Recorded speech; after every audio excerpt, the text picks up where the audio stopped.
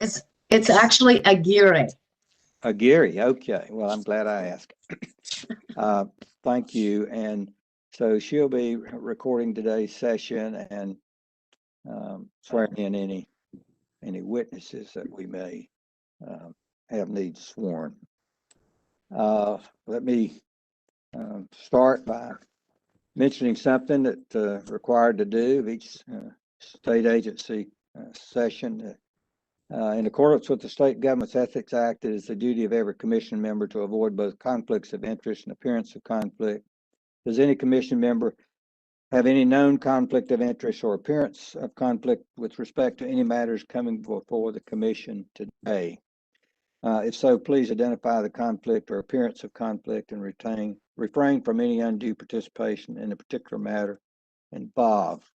Seeing or hearing none, that matter is taken care of. All right, Mr. Adden, you filed a motion in the HOS matter, and I believe we have Miss Jessica Winters here, who's a member of that LLC. So, Mr. Adden, we'll hear from you at this time. Okay, thank you, Your Honor. This is an appeal to the PTC of a house valued at $41,000 by the BER. The property involved is Mecklenburg tax parcel 115-01337, which is a house located at 2606 Mayfair Avenue in Charlotte. The grounds for the motion to dismiss are that it was untimely to the PTC. Accordingly, the Property Tax Commission does not have jurisdiction. Attached to my motion to dismiss, which was filed way back in September of last year, is an affidavit from Brooke Millard, who's with South Data Services, which does the mailing for Mecklenburg County Assessor's Office and the Board of Equalization and Review.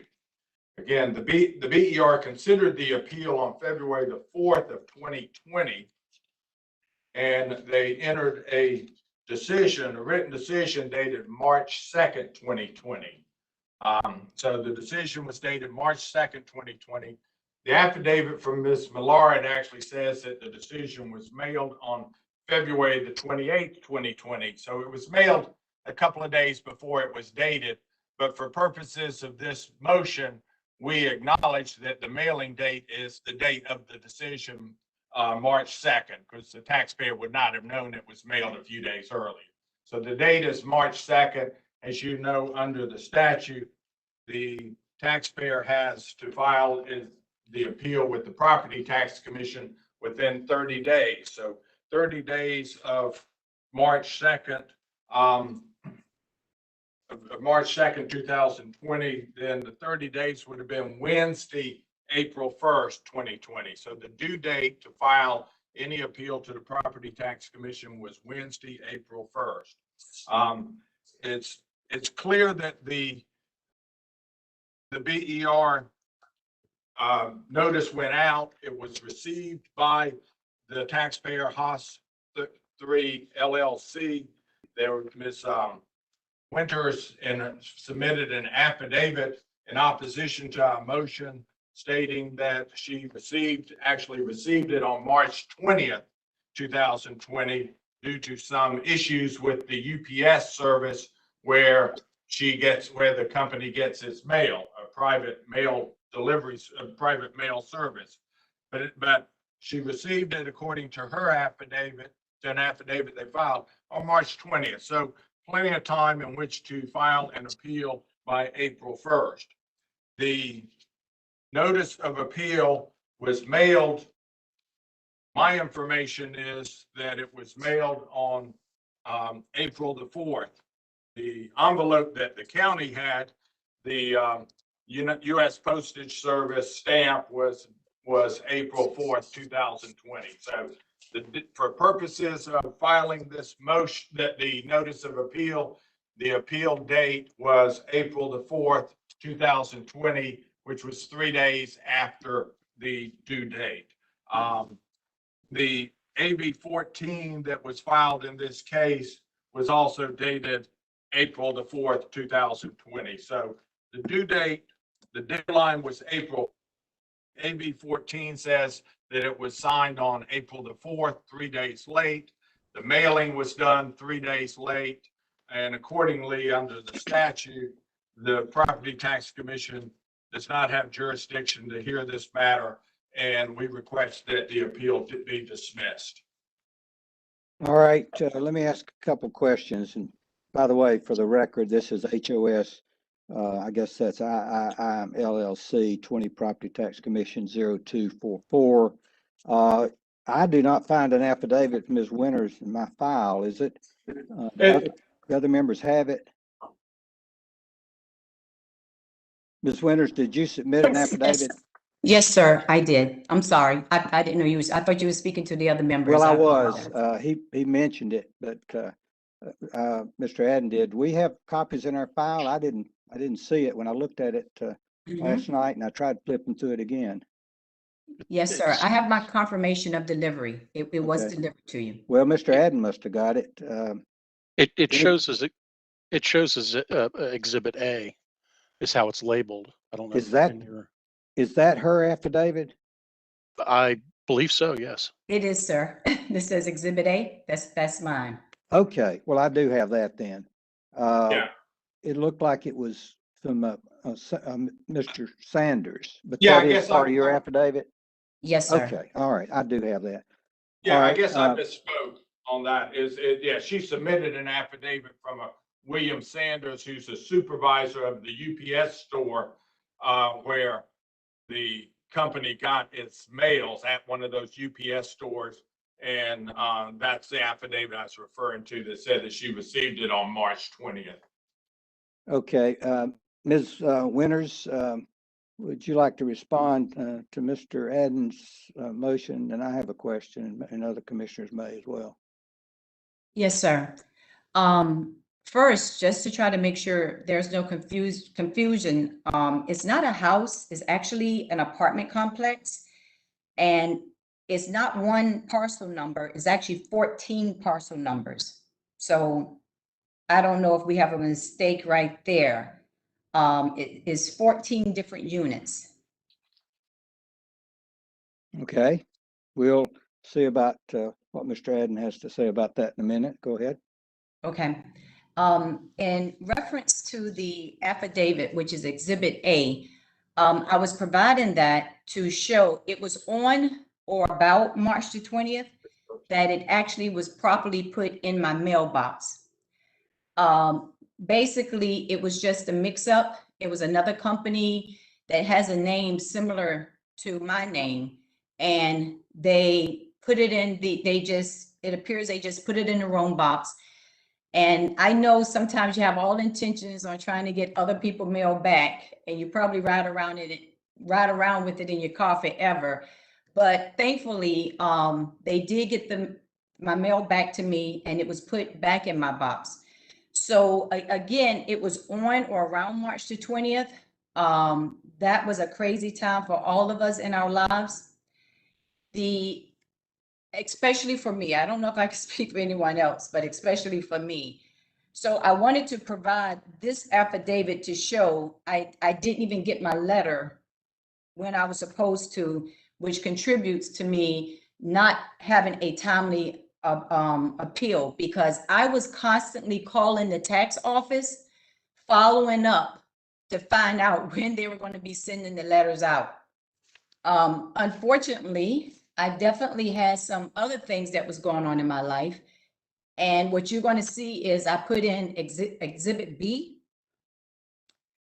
which, if you notice the dates around the exact same time, again, it wasn't quite March the 20th. But on March the 19th, my dad was put in the hospital.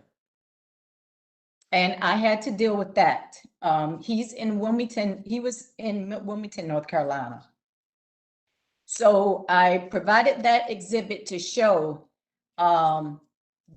whenever they did put it in my mailbox, I couldn't just address this because I had this to deal with. And if you notice, he was admitted into the hospital. This was in the middle of COVID, and he had lung cancer. And I also added with Exhibit C that I was his healthcare power of attorney. So I was the one entrusted to deal with his health. As soon as I could, I right away got right on top of filing everything that I needed to file. I communicated, I called the offices of each party. They were so kind. They directed me on what to do, and they helped me. So I'm hoping that the board will please consider these things. And I've tried to provide documents to support everything that I'm saying. Okay, thank you, Ms. Winters. Let me ask Mr. Adden something. Mr. Adden, the notice that went out February 28th was before the date of the actual letter about the hearing. Did you follow up with another notice after that date? Or not you personally, but did the county? No, the hearing was on February the 4th. Right. And the date But of the letter decision- doesn't even say that the decision was made on February the 4th. It said you heard it on February the 4th as I read it. said So- on February 4th, the BER received evidence and heard testimony. Based on the evidence and testimony, the decision is, and it reduced the value from 54,400 to 41,000, effective January 1, 2019. The date of that decision is March 2nd. Well, if that's the decision, how can you have a valid notice if you mailed it out before the decision? No, we didn't mail it out. The decision was made at the hearing on February 4th. But I thought you said the decision date was made And was March the 2nd. And when the letter. the written decision, the county processes, in this case, there were 4,369 written decisions. And they were all dated March 2nd. Well, but the And notice went out February 28th. Is that And the right? notice went out February 28th, but we acknowledge that the date of for purposes of this, the date of mailing is not, they don't have 30 days from February 28th, they have 30 days from March 2nd. Well, I understand your contention, but the question is that a valid notice if you send it out before the date of the decision? Let's see, The Steve, decision, or maybe we need to discuss that, I guess, during our deliberation on the motion. if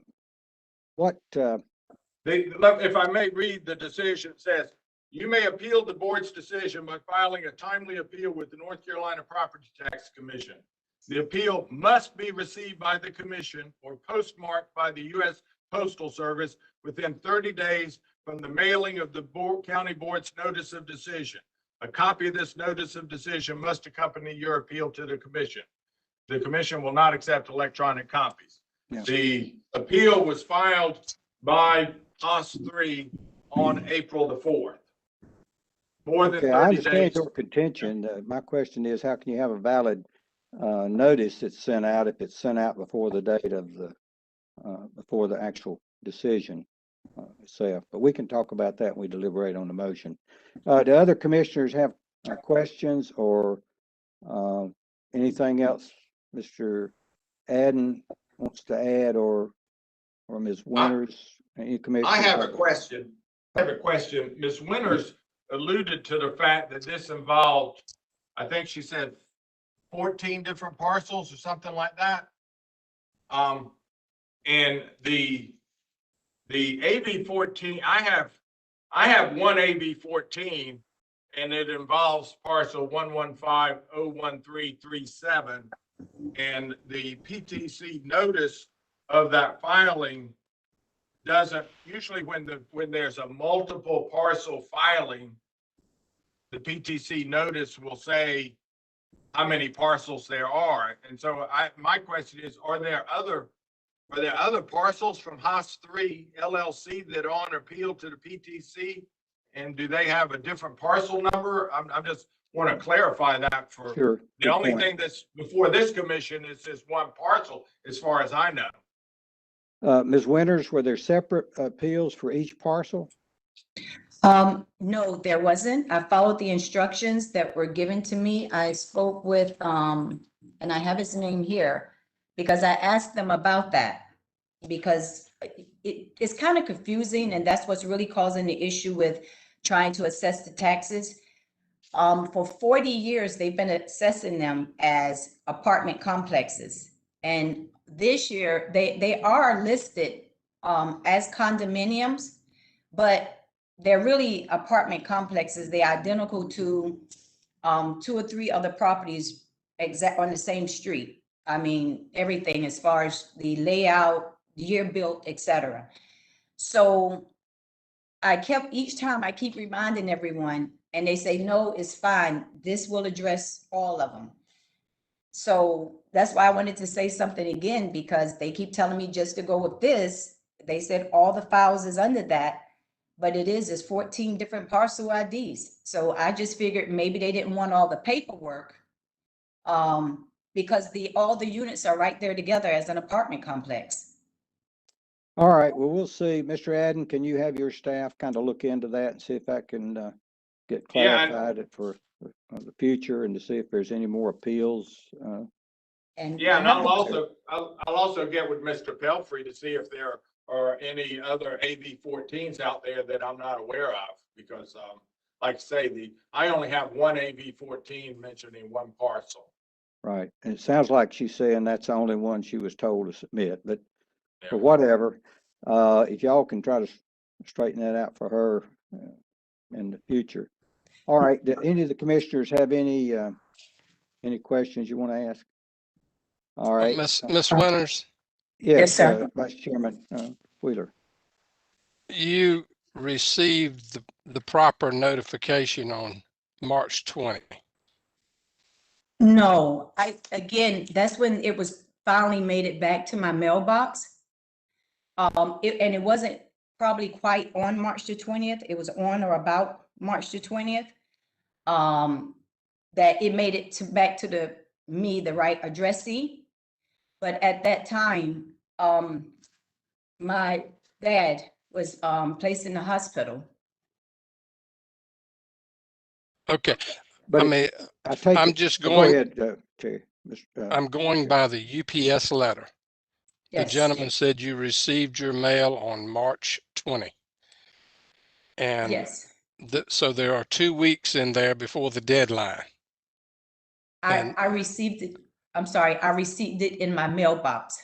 I was dealing with my dad's situation, and that's why I provided that on March the 19th when he got placed in the hospital. And of course, I would have been there anyway, but I had to be there because I'm his healthcare power of attorney. I So, understand. yep. So once they get it to the mailbox, technically it's being given back to me. So, but All right, that's in thank the mailbox, but I have to get the mail. Right, but the address was correct as I understand it, and it just got mislocated in the UPS matter there. Okay, Yes, sir. all right. Further questions from commission members? All right, let's go into I'm right. sorry. May I say one anything other else, thing? Ms. Winter? Yes. Once they put it in the mailbox, I wouldn't technically get the mail until I actually get it and open it up. So I just want to make sure I'm explaining that. Just could not do that based on the circumstances. And Right. as I mentioned, my dad was in late stages of lung cancer, and it was during COVID. All right, okay, thank you. Okay, anything else, Mr. Adden? No, Your Honor. All right, Alexandra, Ms. Bendette, can you put us in private session and see what we can decide on this matter? Okay. Thank you.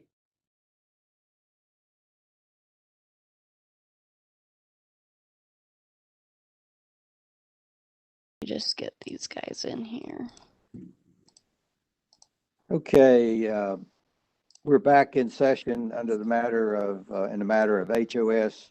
I guess that's III LLC, 20 Property Tax Commission 0244 on the county's, Mecklenburg County's motion to dismiss filed by Ms. Adden and and Ms. Winters here on behalf of the taxpayer. Commission having and discuss this matter, and I'll go ahead and vote aye. The commission, Ms. Winters has voted to grant the county's motion to dismiss. It was unanimous. And the reason is we have no discretion in this matter. The statute is clear. If the notice is mailed, it goes by the date of the notice, and it's not based on, and this is the statute in the cases we have to deal with, it's not based on when you receive it.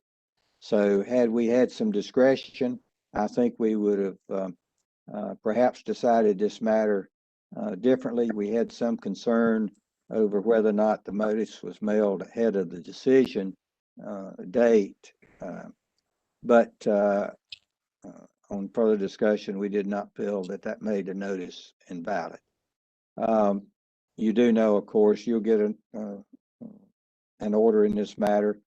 And you do know that it'll set out your rights there, and also that next year you will be able to file an appeal if you're assuming you do it timely. So you may want to keep in touch with Mecklenburg County on that. Anything else, Mr. Yeah. Adden, Ms. Winters, on this matter? It is. May I ask a question? I'm not familiar with this. I'm just wondering, what do I do if I don't get my mail? I mean, I get what you're saying as to when it was mailed out, Yes, ma'am. but if I don't get the mail, correct? And I mean, am I able to even appeal this decision because I didn't get the mail? So what could I do? Well, it's a tough issue and one that we grapple with. And you know, the only thing I could say to you is you might want to talk to your legislator and explain your situation, because we have to go by the statutes and then the court cases that interpret those statutes. So when it says we have no jurisdiction, we don't have any way to deal with the matter. If it's a non-jurisdictional matter, then we can have some discretion as to time limits on other things, but not on when the appeal is filed. And the filing date of the appeal is based upon the date of the county's decision, being 30 days.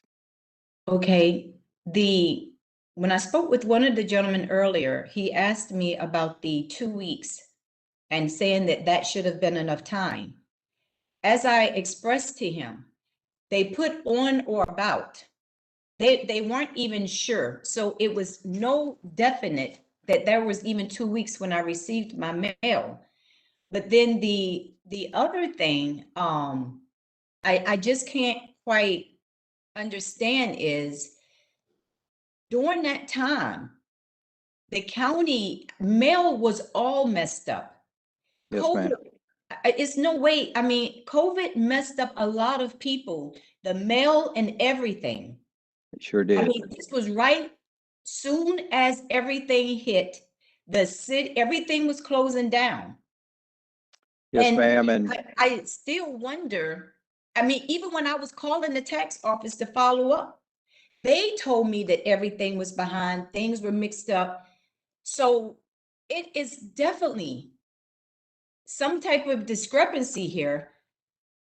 I mean, how can I do it timely? I'm the one that was calling them, sir. yes, ma'am. I understand it's tough, and the courts were able. We're not a court. The courts had some suspensions to file things, and the legislature did not give us. We're not under the general court of the general court system of North Carolina.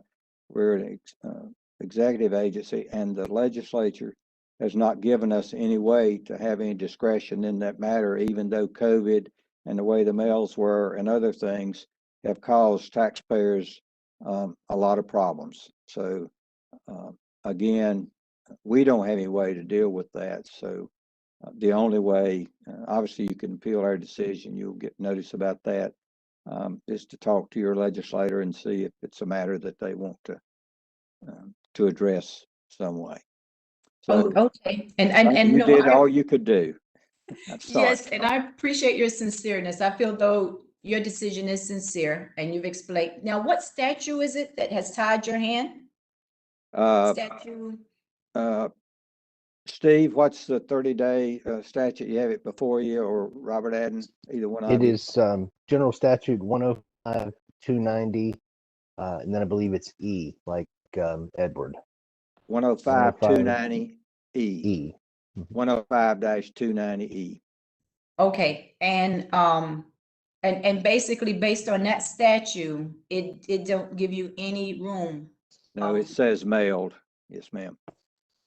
Okay. The date that it is mailed. So, Okay, and I All know right. this is a crazy question, but I should know about the legislature and all that stuff. What department, I don't know why I thought that was Raleigh. What department is that in our I'm government? sorry. The You're asking what legislature? department? Yeah, so if I appeal, I want to at least be able to reach out to the legislature to make them okay. aware. Who do I The appeal? appeal to? of our decision would go to the North Carolina Court of Appeals, and that'll be set out in our the letter that you receive with our order. You'll Okay, get a letter probably within 30 to 90 days, and that's when the effective date would start. okay, so it's the North Carolina Court of Appeal, and then they're the only ones really with any discretion that they could take in consideration. The Well, events. I can't tell you that they have the discretion. They have to follow the statutes and probably prior cases.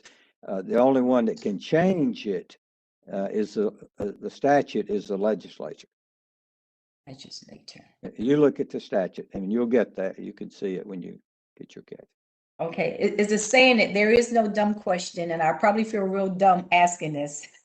Who is the legislator? Who's that? Well, if you go online to the North Carolina General Assembly website, you should be able to determine who represents your district. It wouldn't have to be somebody from your district. It could be any legislator, but usually legislators in your district are more willing to listen to citizens who have an issue that they want to discuss. Okay, and are they able, if I talk to them and explain the situation, are they able to reach back out to you? Or I still need to go through the whole process? No, ma'am, they wouldn't reach out to us unless they introduced legislation and wanted to know what we thought about it, but that was normally, we would not get involved in that. Well, to be clear, the legislature cannot change this decision. They can No, change no. what would happen in future decisions. The statute, yeah. Yeah, so if you want to change this decision, that's the North Carolina Court of Appeals. Okay, I got it now. Okay. And the fact that I didn't get the mail in hand and the mail was mixed up, that's not something that will be taken in consideration. Well, all You're that'll be saying set you out in can't the take it. order that you'll get and the letter that you'll get that will go through the order. So I think that'll clarify some things for you once you get it in writing.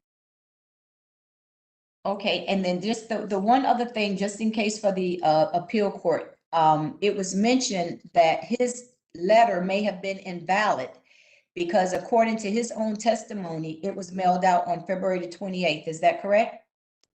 Well, that was the issue that was raised. So that's something for you to consider if you decide to appeal, if that's one of the basis of your appeal.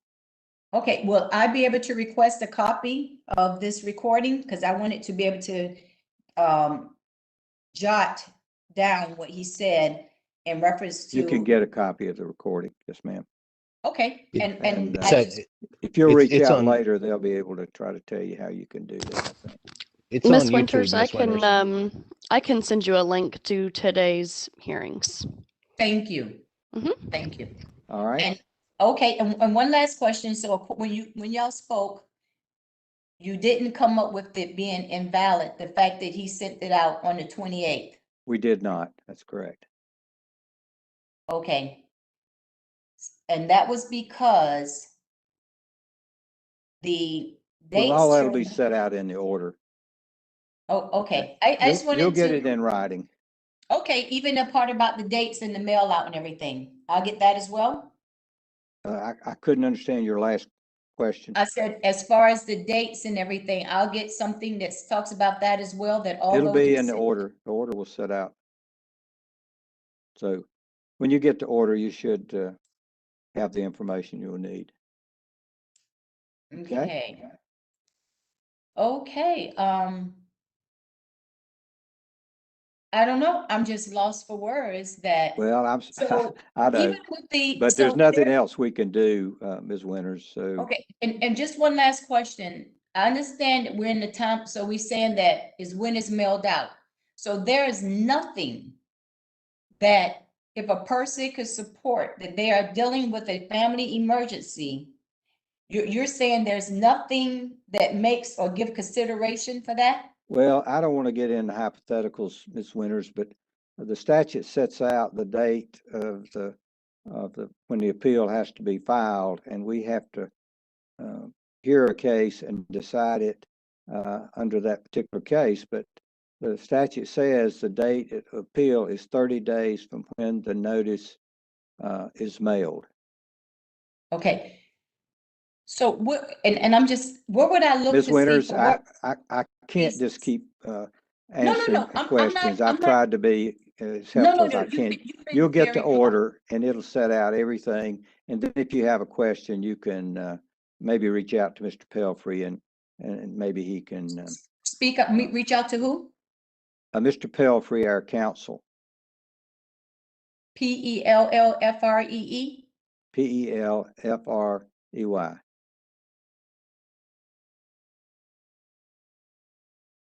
Okay, I'll give him a call because I don't understand, and again, I'm I not. I'm suggest just you trying wait to to, understand I why- suggest why- you why wait do till you we get the have- order. Ms. But why Winters, would wait we- till you get the order and the letter, and then it'll explain a lot of things.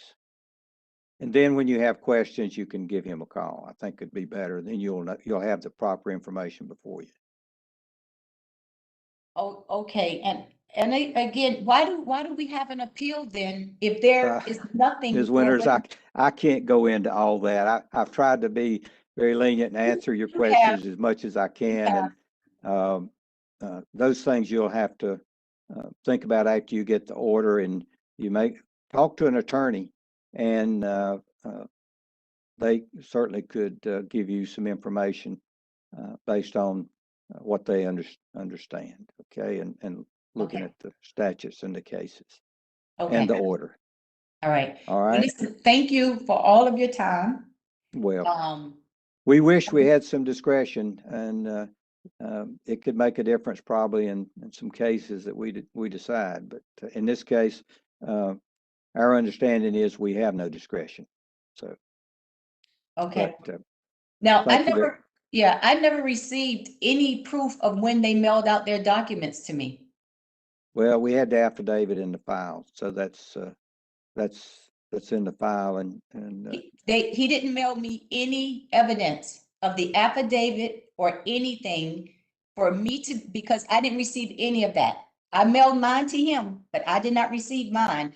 So so I don't understand, if I didn't receive my affidavit and information, wasn't I required to get that information as well from him? you should have, and I don't know about that. It's kind of late for that, but Mr. Adden, do you have anything you want to add to that? My motion to dismiss was mailed on September 9th, 2020 to Haas 3 LLC, care of Jessica Winters, manager, 338 South Sharon Amity Road, number 231, Charlotte, NC 28211, which is the address set forth on the AB 14. And this case was originally scheduled back in the fall on the motion to dismiss, and she contacted the PTC wanted it continued. I don't recall why, I think, but anyway, it was continued until this date and then scheduled for this date, so. No, it was continued because they said we had to do it on, because of COVID, we couldn't come in person. And at that time, I had no idea how to work this WebEx situation. But my question to you is, did you send me a copy of the affidavit that you used in the hearing that you gave to the board? Because I never received an affidavit from you, sir. So I The wasn't even. affidavit is attached to the motion. If you got my motion, you got the affidavit. It's attached to the motion. Sir, Yes, ma'am. there was no affidavit attached to this motion. Well, we have the affidavit in our file and the motion, and his letter is that he mailed it, so there's nothing else that we can do at this stage, Ms. Winter. I'm sorry. Well, can I have a copy of the affidavit that I never received? Yes, ma'am. I'm for me sure to- that you can get a copy. Mr. Adden, would you mind mailing her a copy of the affidavit in case another copy in the motion? Yes, Your Honor, I will. Okay, I have the motion, I just never received the affidavit. okay, all right. Okay, Okay. well, I'm gonna stay just calm and nice, because I really don't, he's smiling. And I don't know why. I don't know if this is just a conspiracy against people, but he didn't have to prove that he sent me an affidavit. If I didn't have my proof of delivery for everything that I had to Your Honor, I'm send. going to object. When she's saying that I'm involved in some conspiracy. Ms. Winters, Ms. Ms. Winters, we've tried to conduct this matter in, Mr. Adden, just a minute. We've tried to conduct this matter in a way that is a professional matter, and you've been very professional in your presentations, and we've tried to be, I've been over backwards with you in trying to answer questions that normally we would not probably do. But so nobody's trying to have any conspiracy, and we wish we had some way to help you. In this case, unfortunately, we don't. So you'll get the order and you'll get the letter. Okay. All right, And then and you can- have been very polite, and I thank you for being so polite. Okay. And Mr. Adden is polite, I assure you, and we've dealt with him in a lot of cases, and he'll try to work with you. So, all right, everything else? Anything else? Okay. So we'll That's go on it. to the, thank you, Ms. Winters. Mr. Adden, Thank you. thank you. Mr. Adden, you're in the next case, so let's see if we have Mr. Philippe here. Is anybody, Ms. Bendette, has anybody come on that Mr. Philippe? Nobody new has joined. Mr. Pelfrey, Mr. Adden, I assume that nobody's got any contact since we started this. All right. Well, let's call the matter of, there's been no motion to continue or anything received. So the next matter on the agenda is Cornell Philippe, 20 Property Tax Commission 0128. County is represented by Mr. Adden. The appellate filed the appeal pro se.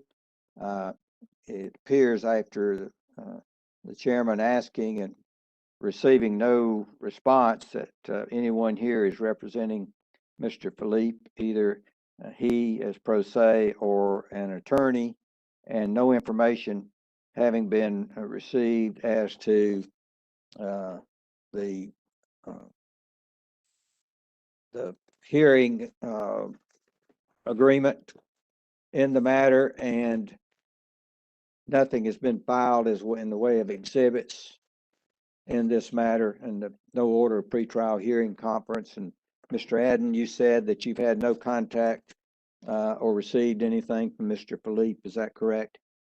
That's correct, Your Honor. And in my letter of May 7th, 2021, when I sent my exhibits to the PTC and I copied Mr. Philippe on that letter, I stated at the end of my letter, if Mr. Philippe fails to comply with the rules of the PTC regarding the pre-trial order and exchange of the exhibits, and we respectfully request that the PTC dismiss this appeal. So I would move at this time, since he's not made an appearance, we've had no contact from him, that this appeal be dismissed. Okay, so I think the motion would be then that, Mr. Adden moves to dismiss the appeal for the failure of the taxpayer to prosecute his, appeal. Questions, from commissioners or Steve, any comments?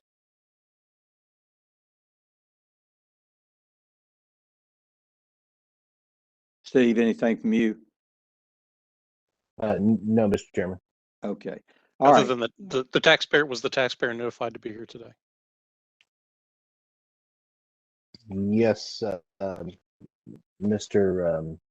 Commissioner Peasley, by letter dated April 27, 2021, all parties were notified of the time and date and manner of today's hearing. And our office has received, it appears, nothing from the appellant since the initial notice of appeal. okay, do I have hearing no further questions, do I hear a motion in this matter? Move to So grant the moved. county's motion. Second. Commissioner Peasley moves to grant the commissioners, the Mecklenburg County's motion to dismiss. Vice Chairman Wheeler seconds the motion. Any further discussion? Hearing none, all in favor of the motion, say aye. Aye. Aye. It's unanimous, and in the matter of Cornell Philippe, 20 Property Tax Commission 0128 from Mecklenburg County, upon the county's motion to dismiss for failure to prosecute and the commission voting in the affirmative unanimously, the matter is dismissed. Okay, Ms. Bendette, have we been able to make contact with Mr. Young, which is the next, excuse me, Mr. Williams, which is, nope, Mr. Young, which is the next case. William J. Young, 20 Property Tax Commission 0114 from Mecklenburg County. Yes, one of our property valuation specialists is currently working with him to get him logged into the session. Okay, so I don't guess we have a time frame for when that might be successful, or do you have any estimate or anything? I don't. He was able to log in before, but I would, for some reason, was not able to change him to a panelist. So I sent him a panelist link, and I think he had to install WebEx on his computer to use that link, and so he's just working through that right now. Okay, the time is 10:10. Why don't we take a break and then come back at I guess 10:30 and see if he's on at that time. That'll give you all a chance to take care of any matters you might need to take care of. By the way, Commissioner Alex Guest was unable to participate today due to a family matter. All right, so When we come back, will we be in executive session? no, we're out of executive session, I think. We'll have to come back in and at least get to be so we can get Mr. Williams sworn, and also Robert Adden's witnesses sworn before we go back into public recording session. That I think would be right. To help explain that, basically what I can do right now is stop the live stream and stop recording, and it will show a message on YouTube saying that we are on a break. And then when we return, I can put us into an executive session, although it may not matter because it won't be public. And then we can swear everybody in and come back from break and start the next. Okay, a private session, I guess. I usually think of executive session. No, as no, as voting. exactly. Yeah. For sure. I can do Okay. it that way, but we don't, since I can just stop the live stream and recording right That's now good. while we're on break. We won't have to go into that practice session that we Okay. normally do. Okay. All righty. So see you at 10:30. Thank you. Thank y'all.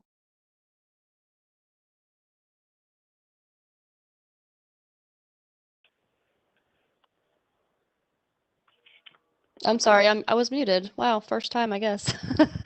We should I've be good never to go. All right, I've never done that, have I?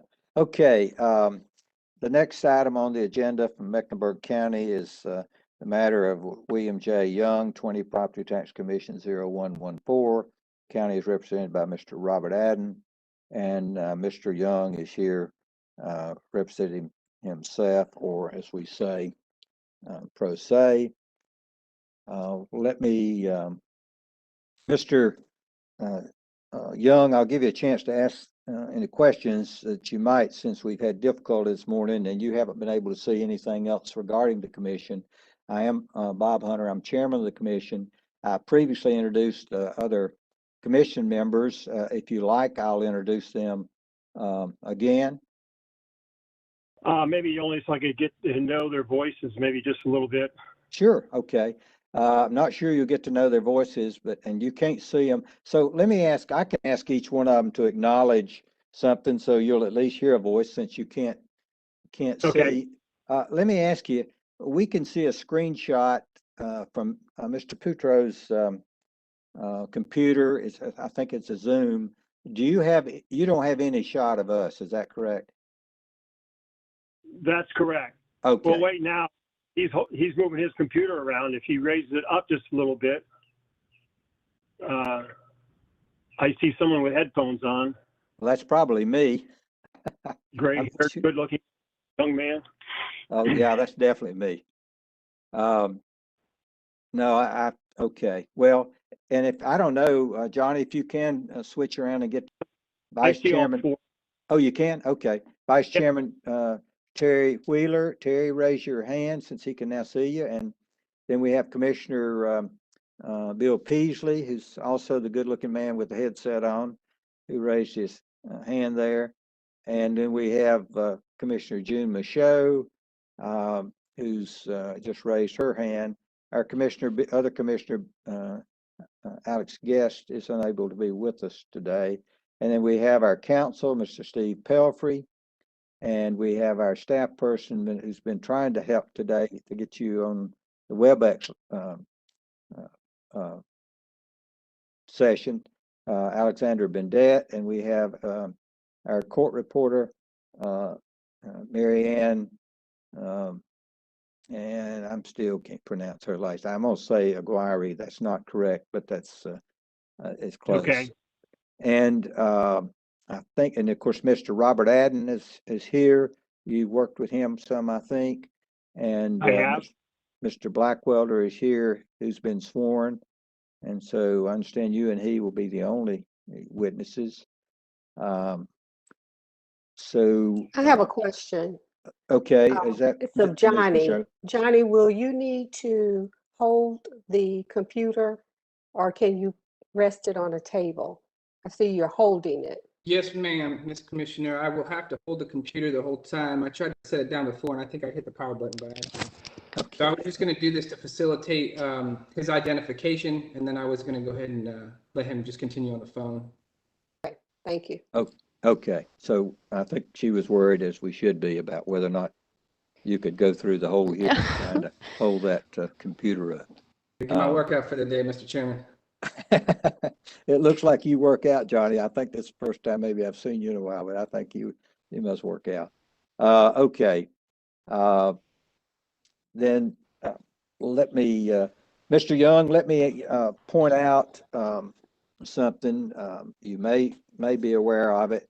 You may not, but the standard that we operate under the statutes and the court cases is that ad valorem tax assessments are presumed to be correct. That's the county's assessment. And then in order to rebut this presumption, the taxpayer, you, Mr. Young, must present evidence to show that an arbitrary method of valuation was used or that an illegal method of valuation was used and that the assessment substantially exceeded the true value in money of the property. So that's the standard that we have to operate under, and your burden that you're faced with. So if you want to make a preliminary statement to us about your contentions, we usually allow a brief opening state. Ms. Bendette? Sorry, Mr. Chairman. Did you want to go ahead and dismiss Johnny from holding the computer? Yeah, I think he was going to do that. Okay, I Johnny? just because I wanted him to like I didn't want to just tell him, okay, you can leave. I wanted you to be, just in case there was any other need, but I Okay. hopefully he heard that. Johnny, I think you're good to go. Thank you so much for your help. Yeah, we appreciate it. Thank you, Johnny. All right. So if you want to make an opening statement, a brief statement about your contentions, and then Mr. Adden will have that opportunity, and then we'll let you present your testimony, which will be under oath. Mr. Chairman, is it customary for the homeowner to present first? I would think Yes, sir. because of the county Well, in this- position and they're correct anyway, why wouldn't they go first? I would request that the county go first. Well, I mean, we can let them go first, but you're going to have to present your evidence first because the burden is on you. And so they don't present any evidence until you meet the burden and get past what I just indicated to you. Many times the county will make a motion to dismiss because they say that you have not met that burden. If that motion is denied after you presented your evidence, then the county has a standard that they have to convince us of, but they would go at that time. So the first part of it is opening statement by each. As far as the opening statement, if you want the county to go first in their opening statement, that'd be fine if Mr. Adden wants to do that. But as far as the testimony, you will have to go first. Yeah, I can go first, Mr. Okay. Chairman. Okay, all right. So this is just a brief opening statement to give us an idea what the case is going to be about. We have your file before us and all the exhibits, so we know generally, but we always give the taxpayer in the county an opportunity to give us a short statement as to what they will contend and be showing. There's Okay, Mr. two. Oh, I'm sorry. Go ahead. Yeah, sure. Go ahead. There are two primary issues that my wife and I want to address today. One is lot value. The county has demonstrated through our neighborhood that they take a torn down home that a person is paid for. Say someone pays $1.4 million for lot and home. They tear down the home. The county puts $1.4 million or about on that property. No problem with that at all. But I think it's very arbitrary for the county then to go ahead and apply that same land value that buyer of that tear down house and lot chose to do for themselves, to put that value of that land, now barren land, on my lot that has my house on it. And I'm going to demonstrate how that has happened through our neighborhood through my presentation this morning. The second issue is the value of our home. Molly Pop is a small basic island in the middle of the lake, connected by a very narrow strip of land. 14 homes on it. 5 are not torn down yet. The others have all been torn down and built back with homes ranging from $2 to $7 million. The other older homes, pre-1990 homes in my neighborhood, have all been reduced in value given high depreciations, or in some cases, and their home values have stayed pretty much flat. My home value almost doubled this evaluation, and from our appeal in 2011 and 12 with the county, we established a home value that had stayed all the way up through 2018, and the county doubled it with their evaluation process, which I do not understand. And that we were good. They changed us to very good. And sir, we have not done any remodeling projects to this home since 2011-12. Nothing has been done to upgrade, maintain, expand, whatever to this home. So I'm just, again, saying it is, in our opinion, arbitrary for the county to double the value of our 30-year-old home, while homes of similar age in my neighborhood going through their process stayed either equal or lower than their 2012 value of the home. That's my opening statement. Okay, thank you, Mr. Young. Mr. Adden, open statement. Yeah, first of all, let me address, as you know, opening statements are not evidence, so that's why I did not object to his opening. I do intend to object to the introduction of any evidence regarding the prior 2011 or 2018 values. And this case involves the 2019 revaluation. So the issue is the value of Mr. Young's property as of January 1, 2019. And we are not here to adjudicate prior revaluations and changes in percentages that property went up in value between 2011 and 2019. I will object to and on his exhibits, any of those types of any of that type of testimony or presentation in its exhibits, I will object to. But just briefly, this case involves Mecklenburg County tax parcel 001-31261, which is a house located on Lake Norman in Cornelius at 18022 Molly Pop Lane. Mr. Young and his wife Joan Young are the owners of the property. The county valued the property for the 2019 revaluation at $1,596,200. The taxpayer appealed to the BER. The BER entered a decision dated March 2nd, 2020, determining the value to be the $1,596,200 for tax year 2019. The taxpayer contends in his AV 14 that the value of the property should be $1,152,900. So we're about $500,000 apart. And the county's evidence, if we get to our evidence, will be our exhibits and Mr. Blackwelder's testimony. Thank you. Mr. Chairman. Oh, excuse me. I'm muted there. Thank you, Mr. Adden. Now we'll get to Mr. Young's evidence, which you're under oath. Was that you, Mr. Young, that asked? Yeah, so I just want to Attorney Aiden gave our parcel number as 00131-261. It's actually 264 for the record. Thank you. Oh, thank you. Yes, I did misspeak. Thank you. Okay. All right. Thank you for clarifying that, Mr. Young.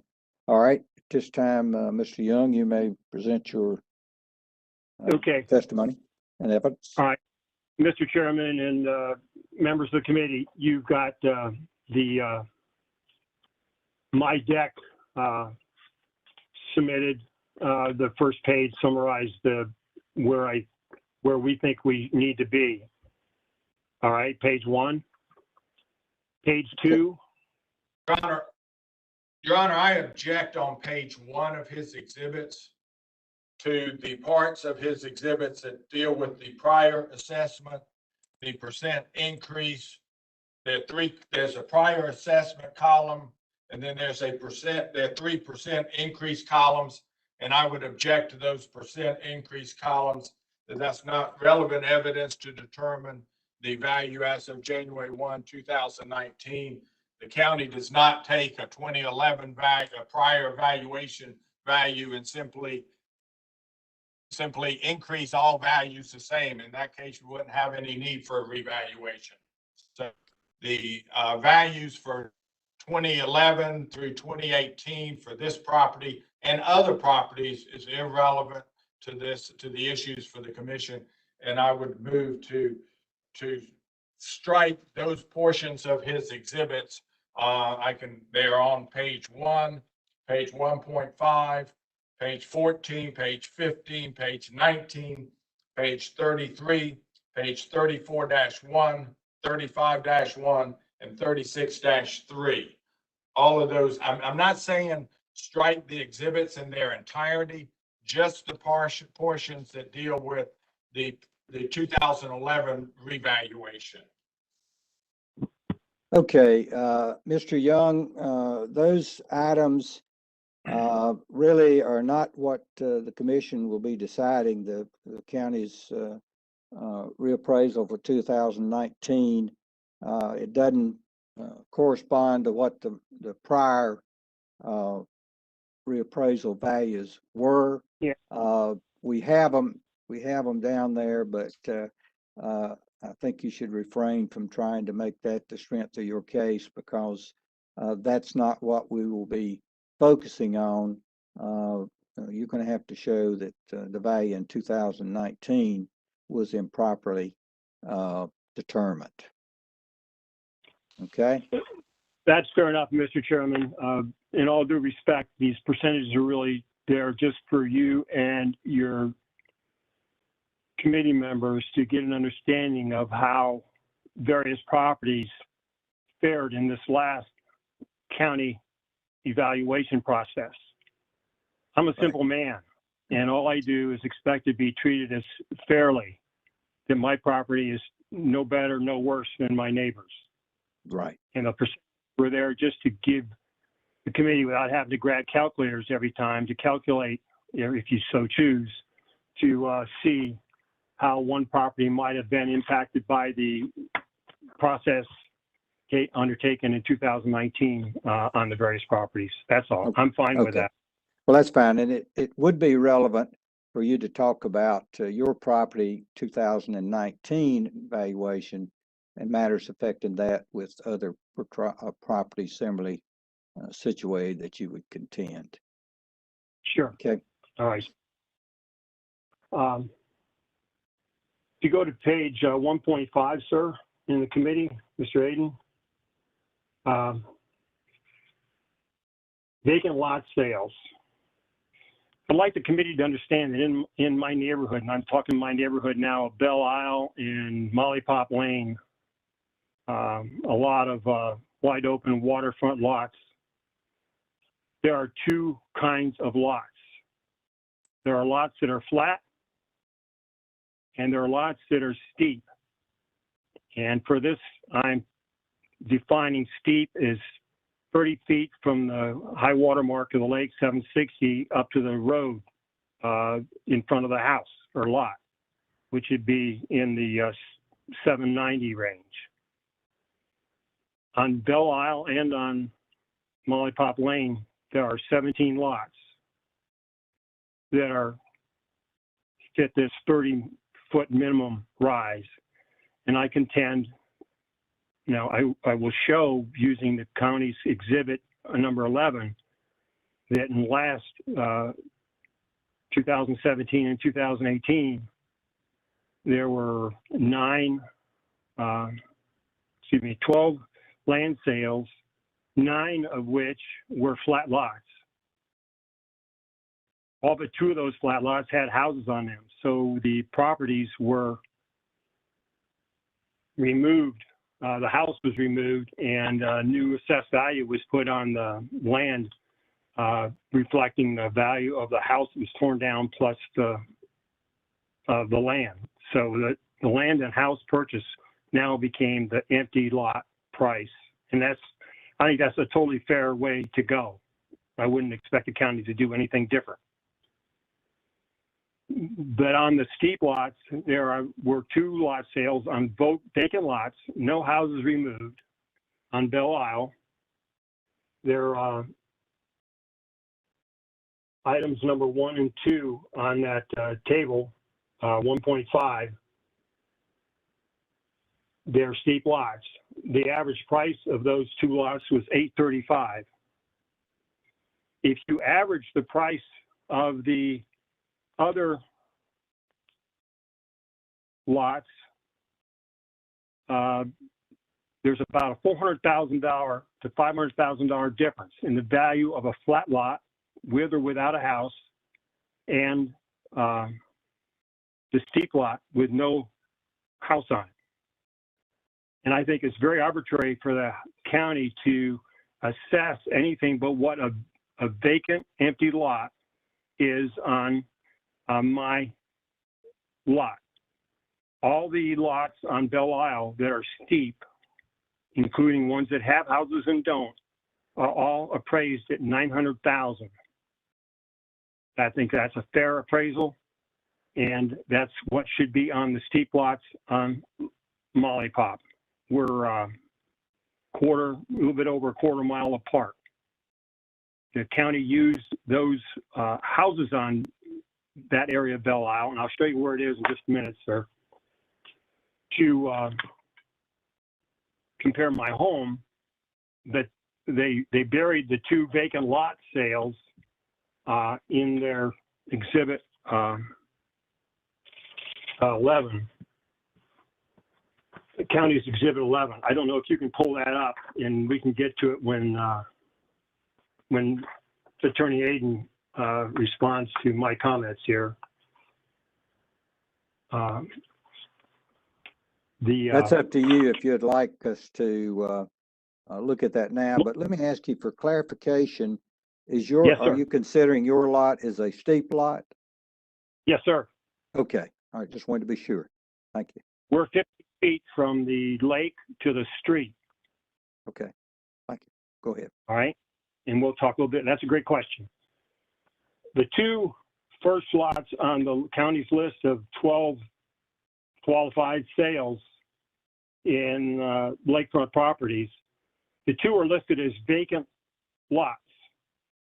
I just want to point out to the commission. All right, now let me interrupt you. Are you talking about the county's exhibit now? County's exhibit 11. 11, okay. Give us a minute to get there. Sure. That's in a different little folder File. for us. Can I I'm ask sorry. a question, Mr. Chairman, while we're Yes. waiting?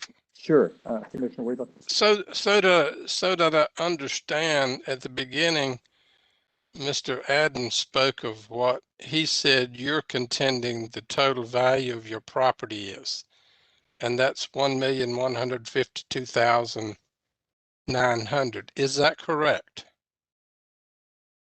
That's what I've got listed here. Yes.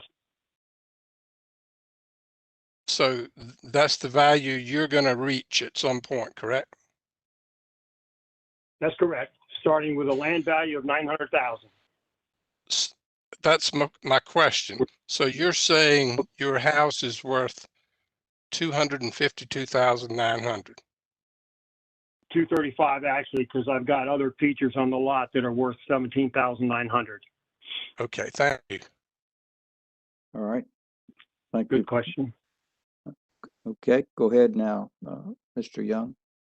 Okay. Their first item is called a vacant lot. It's 00107-194. That is a lot that has never been built on, and it has never been built on because the lot is only 70 feet wide, and you take the 30-foot setbacks off each side, you've got a 40-foot window.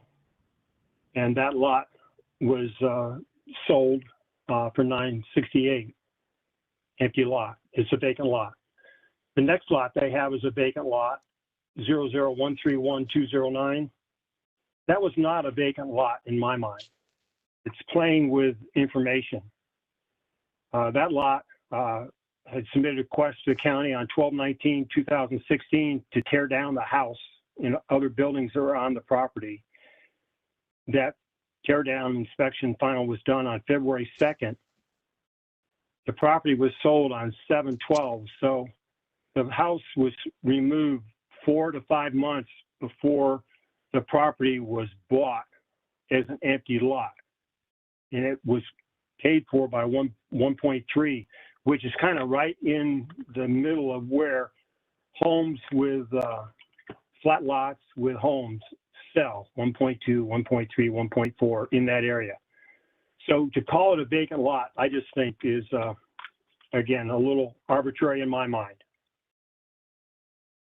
The house then began to get built on 11/16/2017, and occupancy permit was given on March of 2019. All the rest of the homes on this, all the rest of these were all demos, and all these demos and the sale price, and you can see that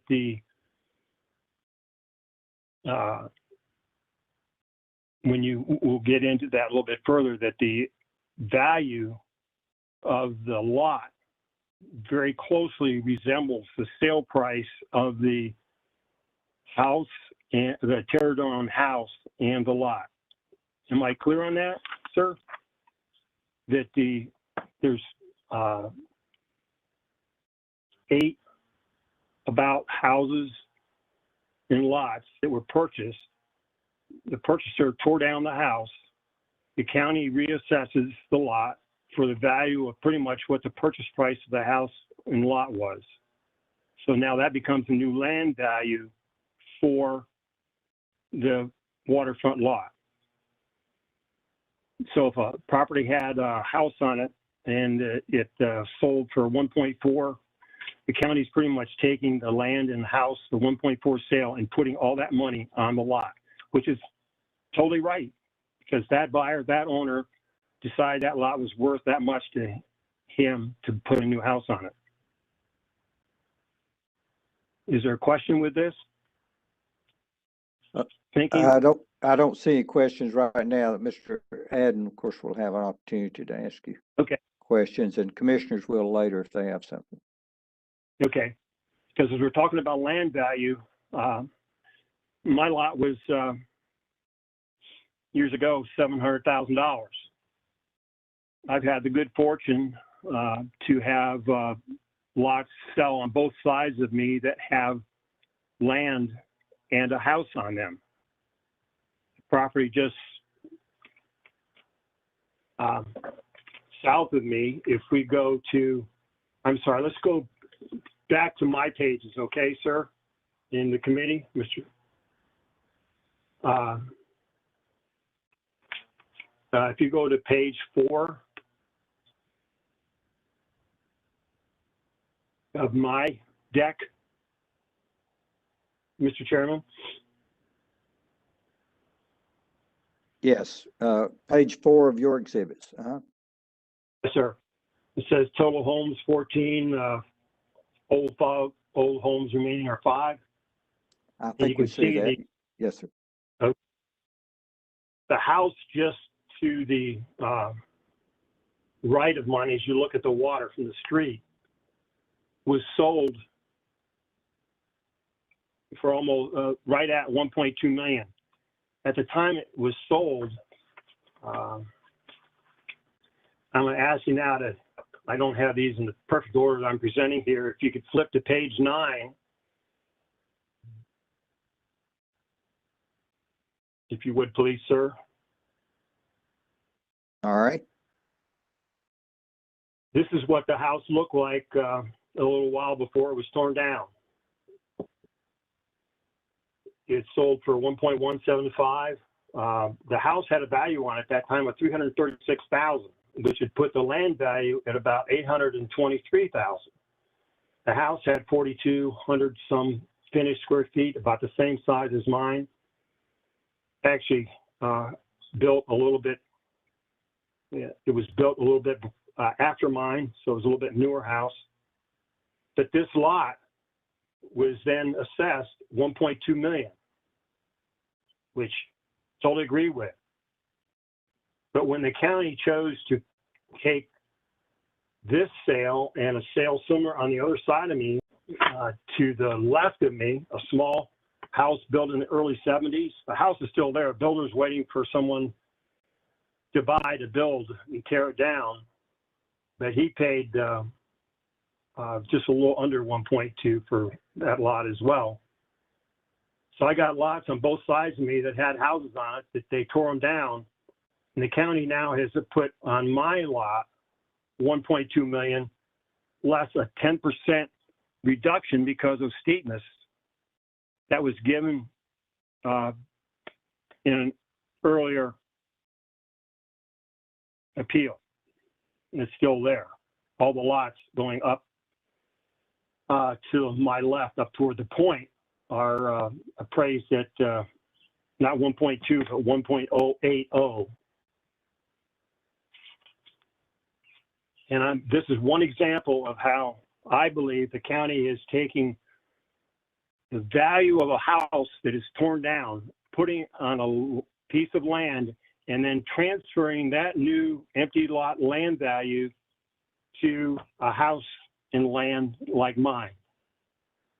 And I respectfully say that when you have empty vacant lots half mile away, quarter mile away on Belle Isle that are very similar, wide open water, steep lots, and they average sell for $850,000, that is a much simpler, more equitable way to put value on the land of these steep lots and not to consider them as flat value lots.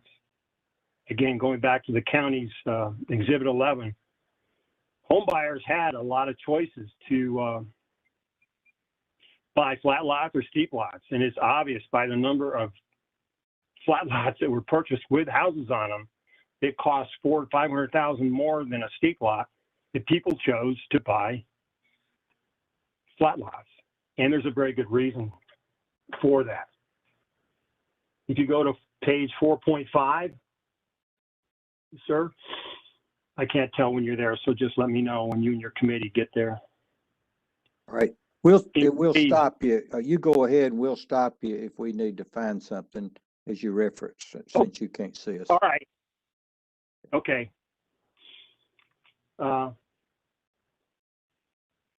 Why flat lots sell first? I'm not going to read through all these. You gentlemen and ladies can read through that.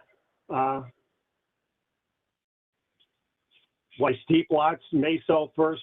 There is a more expansive view of the lake, and it does allow for walkout basement construction, which we do not have, but all the homes that are being built on steep lots are now building that way. And I know that homes with a walkout basement, that footage on the walkout basement is pretty inexpensive compared to building up above the ground.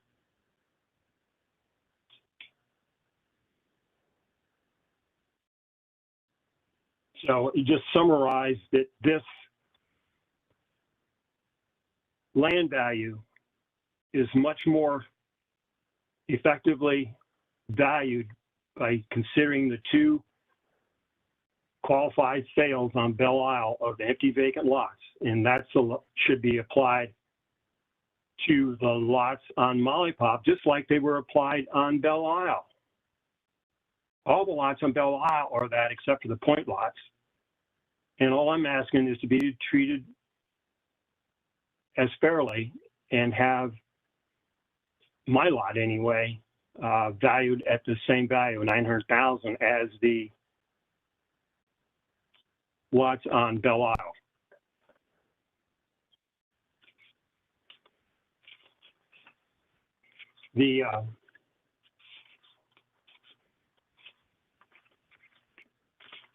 Let's get through here. I want to make one more point. If you would go, sir, in committee members, to page 12.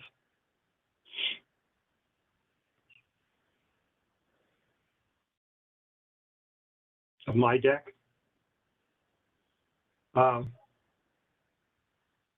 You'll see 4 circles at the top, different lots.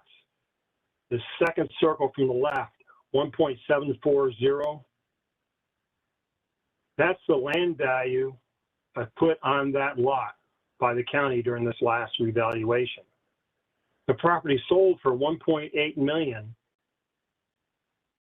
1.850, and the house was torn down. The house had a value of over $500,000 on it when it was torn down. It was a beautiful house, but this buyer wanted that lot and tore the house down. And to show what I mean by the county moving house and lot values to another property, if you go just to the left, that property lot value went from 700,000 before the reval in 2019 to 1.620. Again, I object to the prior value and the compare and how it jumped in value. Again, I'm respectfully, gonna allow the testimony. He can talk about what values were prior to 2019, not going back to a couple valuations before. But That's what he's doing. He's saying the 2018 value, which would be based on the 2011 revaluation and how much it increased in value, how he talks about it jumping in value. And that's my objection. The question, if his testimony is that that property is valued for 2019 at $1,620,000, that's fine. But what it was valued in the 2011 revaluation, what it was valued as of 2018 is not relevant or competent evidence. well, I'm gonna allow it for the purpose if it shows, if any. It's up to the commission to decide if it has any relevance. It's like a new property in 2021 or 2000 in this case. I would be 20 that was after the date of the valuation, if it has any relevance. So go ahead, Mr. Young. thank you, Mr. Chairman. The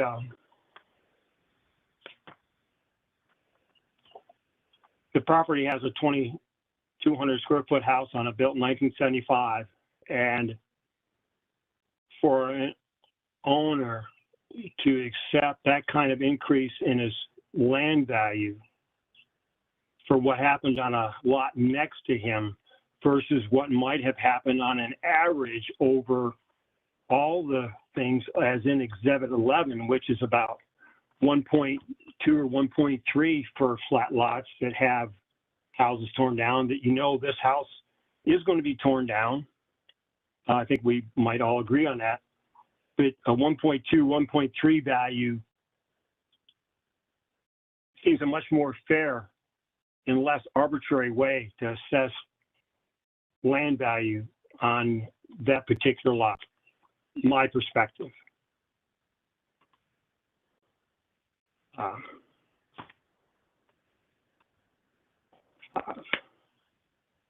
If we would go to page 6, just finalize a couple things here on the land value. Well, here, let's go to page 5 first.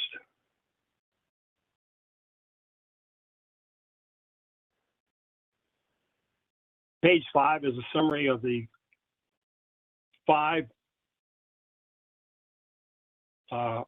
existing homes that have not been torn down. The one on the very bottom is a 1998 house, brick house, probably won't be torn down for quite a while, but the other 4 are all older homes, all owned by people in their mid-70s or mid-80s. And to suggest that any of these homes, including mine, will be sold as a viable use of the land value that is underneath it is just arbitrary. It's just arbitrary.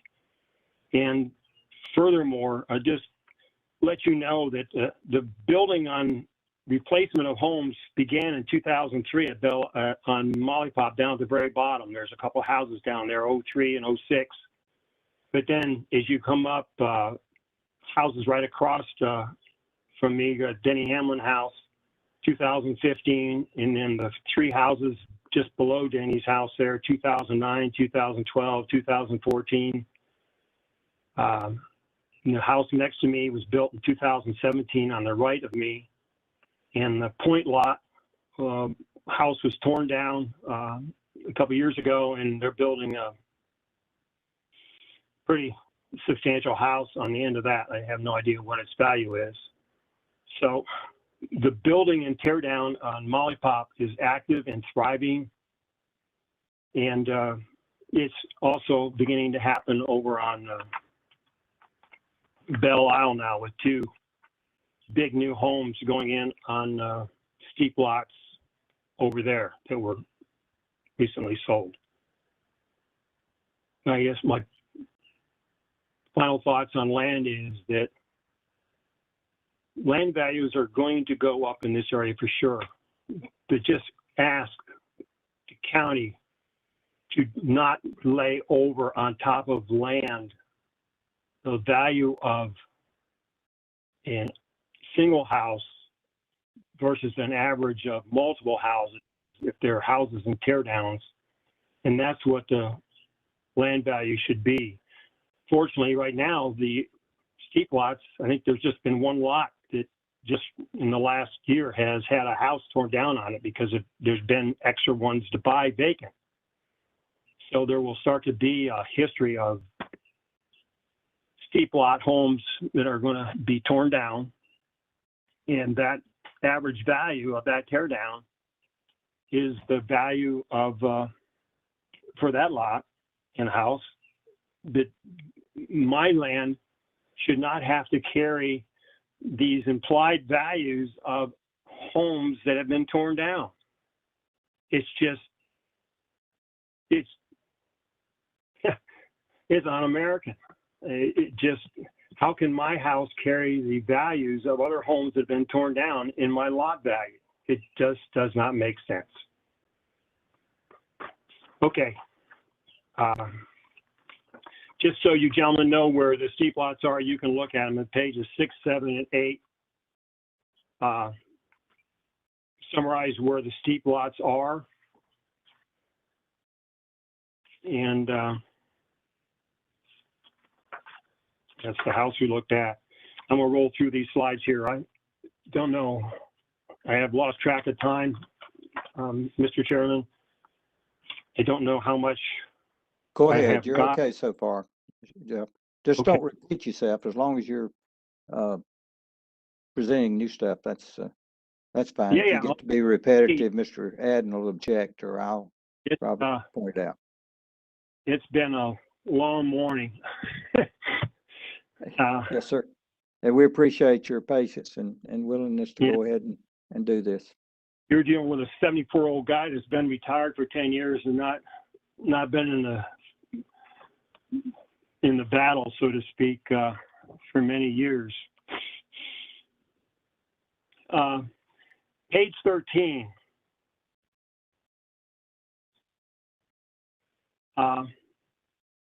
Are a couple shots of my home. The center bottom picture and the top right picture are taken from the street, looking down my driveway, and pretty much looking over the top of my house from the street. The picture on the left is a picture on Belle Isle. And the county sent out a late addition to their packet that dealt with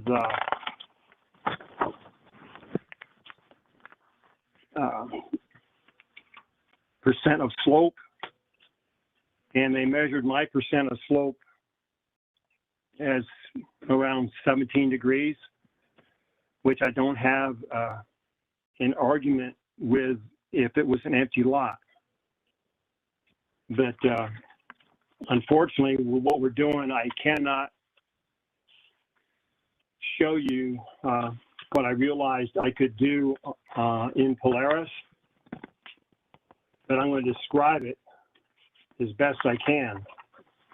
If you're in Polaris and you're looking at my house, the distance from from the lake to the front of my house is 123 feet. I realize that that is not at my first floor on the lake side. The back side of my house, or the garage, is 194 feet from the lake. That is 74 feet of flat land that was carved out of this steep lot. So what happens is that you not only have the climb to get up to the house, and then I've got 19 steps or about 12 more feet to get to my first floor level, which is what makes part of this lot very steep. That slope level is in the 25-degree range. And if you flip over and put the same measurements onto a topo map, it shows that my back of my driveway toward the street is about 794 feet, about 34 feet above the lake, not 23. It's 10 to 12 more feet different.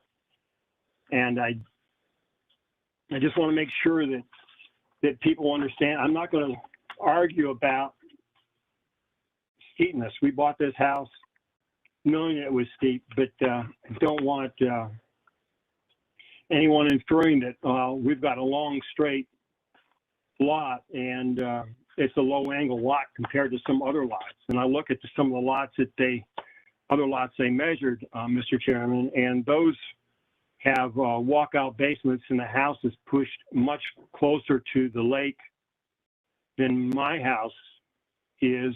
And so their walk to the beach or to the boat or to the deck or dock is going to be easier. Sorry, I can't show you those in real live pictures, okay? But I just want to get that issue addressed, okay? As far as steepness. All right. The county's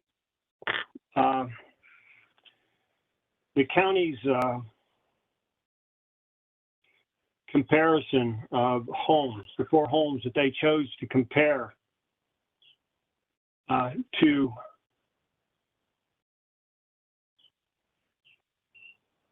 was almost impossible for me to, well, I don't understand what it means and how you add and take away different things. So what I did, sir, was took all 12 lots on Exhibit 11 of the county and put those into kind of a different spreadsheet to show what the sale price was and the assessed value of the land. Mr. Young, this is Commissioner Mashal. What exhibit are you on in your packet? I'm sorry, ma'am. I'm on page 14 and 15. It's a great question. I'm sorry. Thank you. But the little bit that I wrote at the bottom of those different comps doesn't really tell the story that I wanted to tell to the committee. And Mr. Young, let me ask you a question for clarification. Are these the main part of these sheets without the written comments? Were those county exhibits, and then you put your comments on them? Is that what this is? Yes, sir. Okay. It's county exhibit or page 16 and 17. That's a great question, sir. I'm sorry. I should have. That's all right. Told you that. Thank you for clarifying.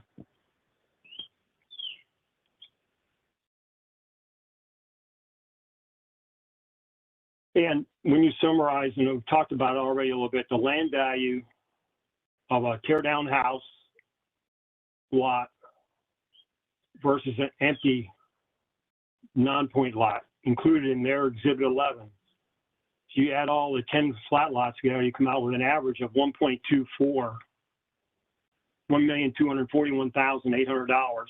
and the two non-point lots, steep lots, averaged 835,000 for a difference a little bit over $400,000.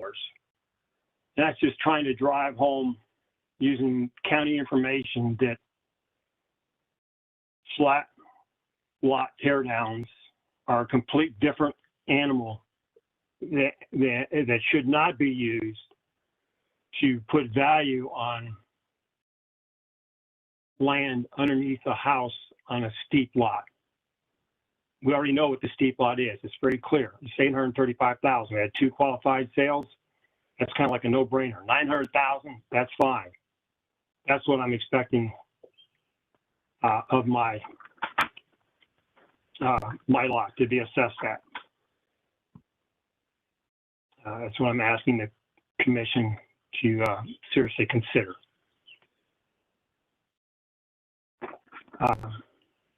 If we go now to the building aspect of our home, Okay.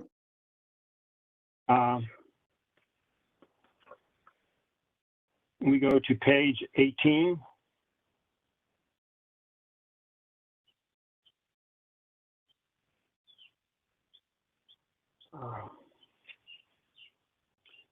There's some random pictures I took of our upstairs. As you can see, all the ceilings are the underside of 2x12 roof rafters. These rafters are poorly braced as we get high winds off the lake. Several times we've had to have drywall patched and painted because we get large cracks in the drywall on these hip and ridge aspects of the roof that shows inside the house. I call attention to maybe the bottom right picture. You can see all the vertical boards there. These were rough pine boards. This house was built as a cottage, sir and committeemen. The boards are still all on the vertical walls. They're painted. You might ask, oh, look at that beautiful chair rail thing that's going across the front of the windows. We had to put that there to correct a huge defect in being able to get heat to the bedroom on that end, to the right side of the house. And the only way to do it was to go ahead and build something around a pipe to get the air conditioner, which is on the left side of that picture, to drive air into the right side, because it didn't function in heating or cooling.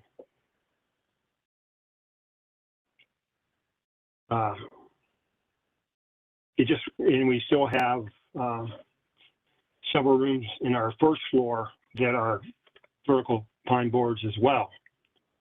Laundry room, breakfast room, pantry. They're everywhere. And this is not what a very good house quality looks like in my mind after reading I do happen to have the whole 400-page book of how assessments are done in Mecklenburg County to better try to understand what's done. I just want to give you a flavor for what our house upstairs looks like versus what one of the comps, the comp one that the county chose. This is off Zillow, page 19.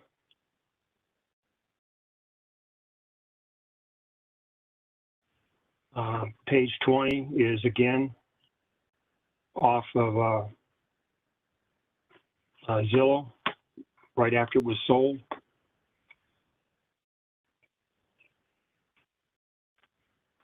Comp 4. Again, these are pictures of the house, kitchen, master bath, bedrooms, off Zillow. This picture, you see a couple new 2x4s underneath some rafters. In 2010, we had to pull a permit to put a 30-foot steel beam. All right, Mr. Young, which exhibit are you talking about now? I'm sorry, page 22. You probably can't read the number on it because it got cut off when it was copied. But it's got 2010 part of steel beam project.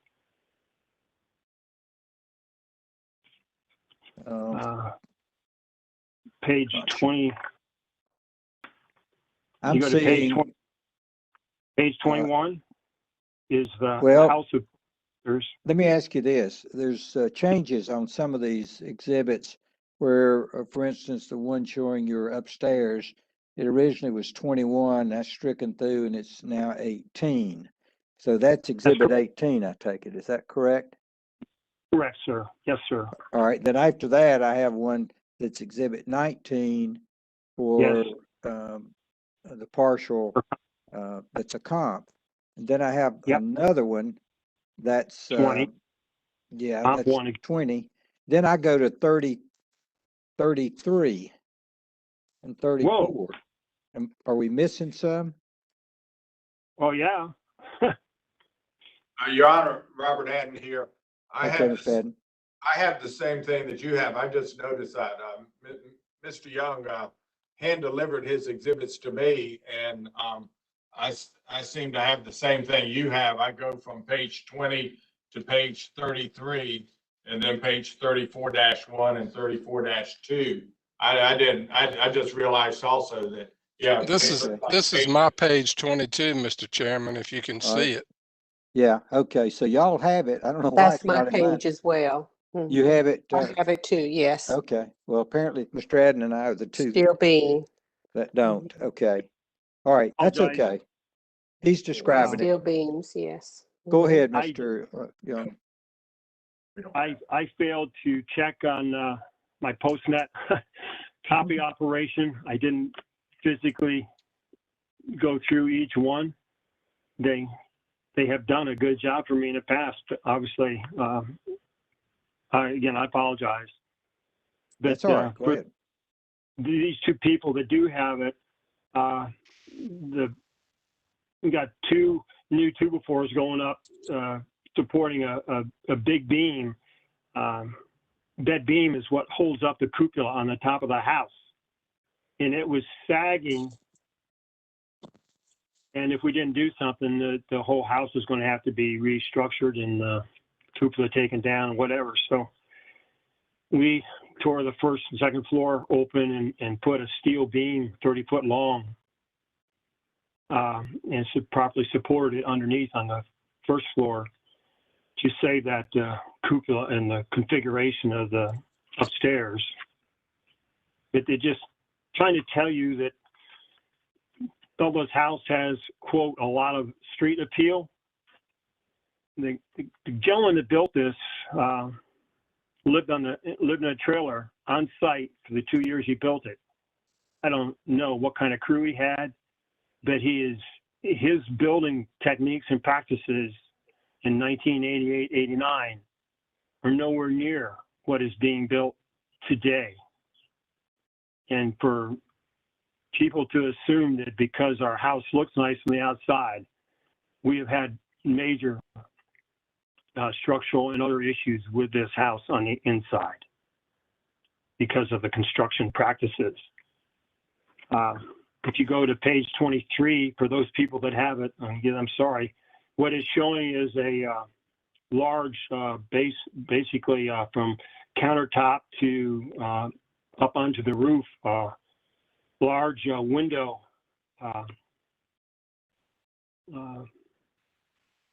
with a, 4 segments of a window with actually glass going on the top to almost look like a greenhouse kind of thing that would go on a house. And that was leaking, couldn't be repaired, and we had to take that down because it just was failing. So other attributes of our house, and now if you go to page 24, for those of you who have it, those who don't, I'm just going to read quickly through them. We have 4.5 baths in the house. There's only one that has a tub. We have 2 bedrooms that have no closet to hang clothes in. 90% of the upstairs drywall hangs on the bottom of a 2x12 pitch and goes to a 3-foot knee wall on the edges of the room. The plumbing used in this house is polyduralane. You probably folks know, because you're in your job you're in, that was a plastic piping that came out in the late 80s and was in the early 90s removed from the market because it developed leaks over time due to hot water and chlorine exposure. We've had 3 major leaks in this piping system, and we have to keep our water pressure low in order not to encourage leaks more than we've had. We're on well and septic. It's a $40,000 bill, according to the county, to put well and septic on the house. Both the drain field and the spare drain field in the backyard toward the lake eliminate the possibility for this house ever having a pool. Bonus room over the garage. The heating and air conditioning unit failed several years ago and has not been replaced. There's no economical way to add a third garage bay. Houses of this quality, supposedly on the lake, have a 3-car garage is pretty much a standard now. Attic insulation is far below grade and can't be changed because it's all buried in between the drywall ceilings and the asphalt roof. 2 of the heat pumps that are remaining are 15 years old, and technology means we can't change. We got to keep the same number of units. We still have to have 3 major units to heat this 4,200 square feet. Settling of foundations and the piers and floors are not level, and that's what we need to do to create that steel beam on the 2nd floor to help carry that weight. And the 2nd floor windows are still all original, which are going to start to have to be replaced as we speak. It's probably going to be $150,000 job to do the windows.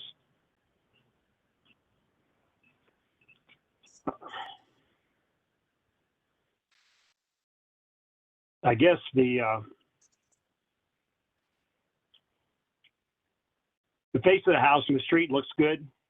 On page 24-1, you guys don't have it. Sorry. House is built by a man living on a trailer on site, and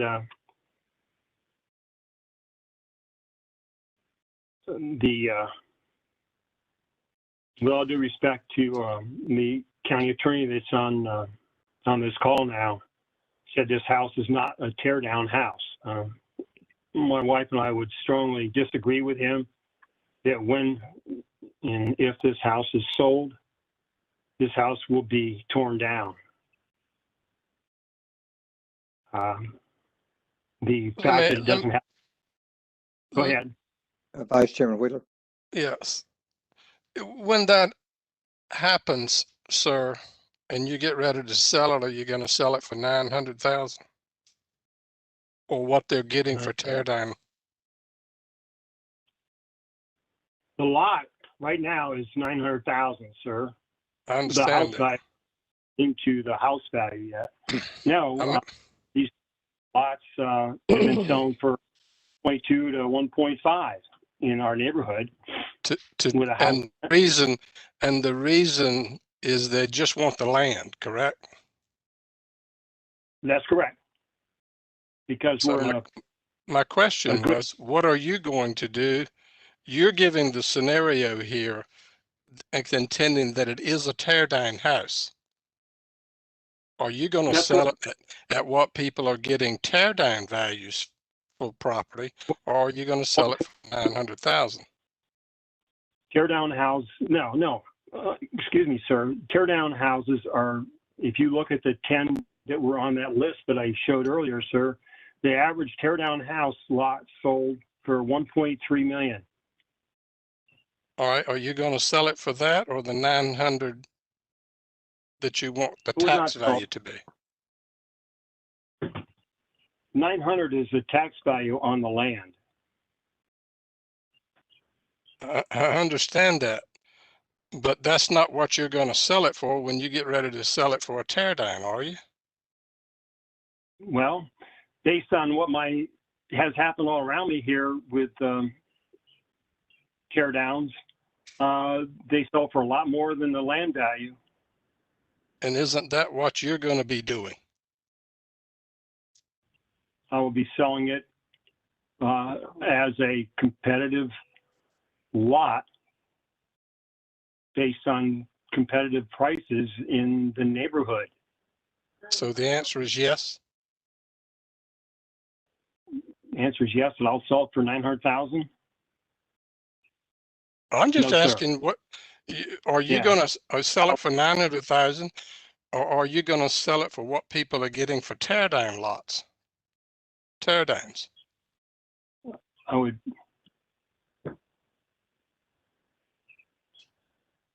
More likely to be selling it for the tear down value 1.2 to 1.4. All right, thank you. Okay, Mr. Young.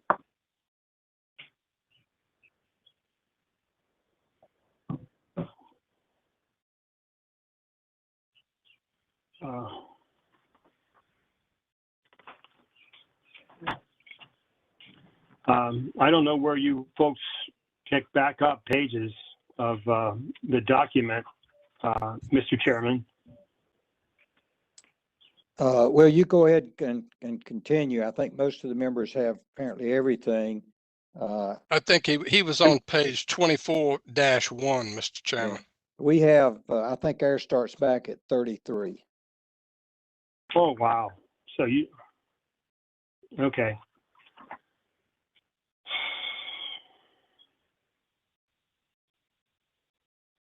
So you don't have any of the building value. You don't have the building value sheet at all then? That is page 25. Yes, ma'am. Yes, I do You have it. I have that, and I think Commissioner Yes, Wilson I have has it also. This is Commissioner Okay. Peasley. I have it also. Okay, All right. you can go ahead, Mr. Young, and talk about it. We'll be able to follow.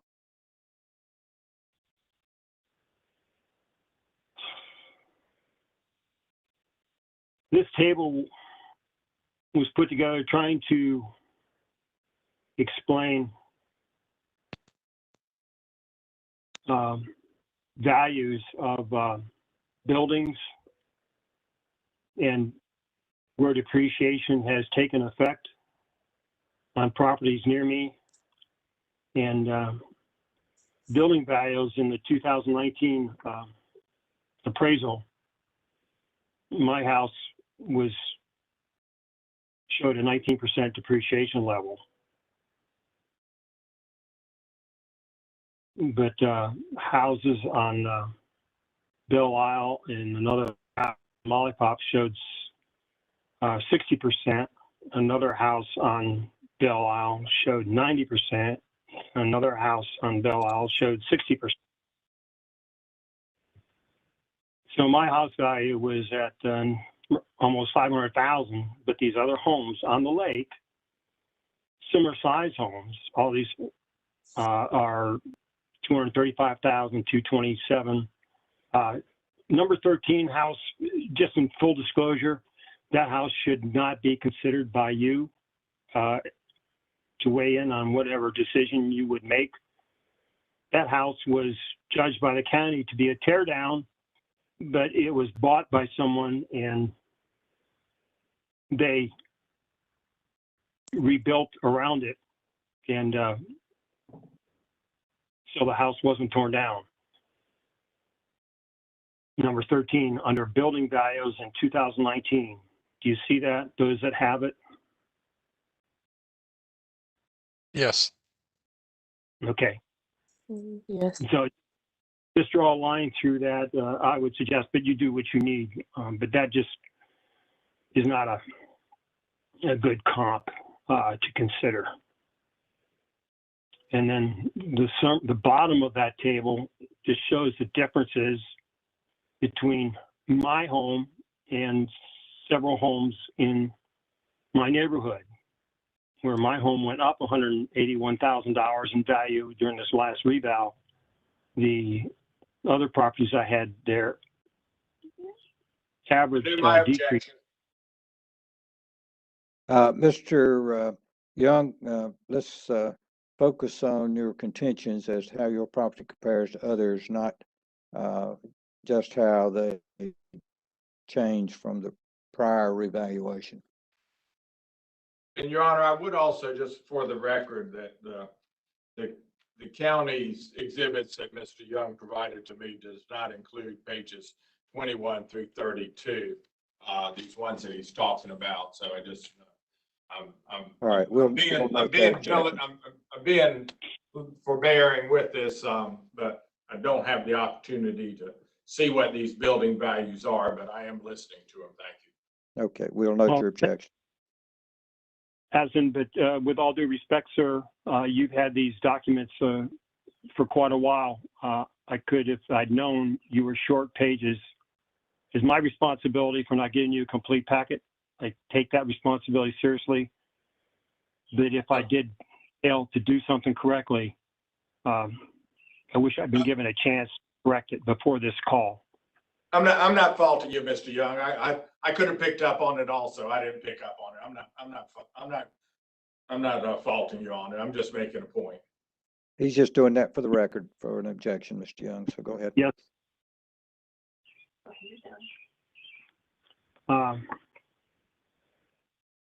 Pages 27 and 28 show pictures of homes that I had listed in table 2.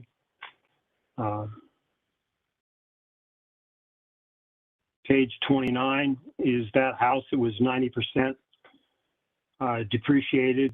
That was I put a big X in my presentation because it's now been rebuilt.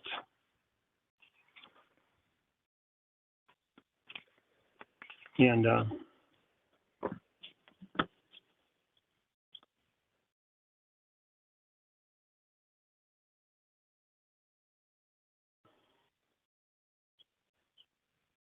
so to just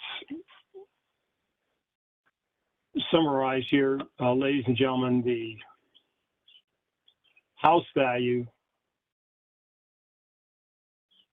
of our home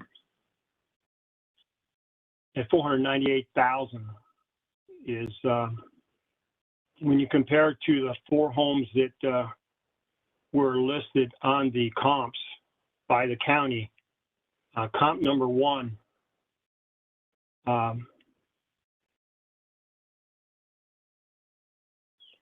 has got a value of $235,000. It's got a 60% residual depreciation, where mine is 19%.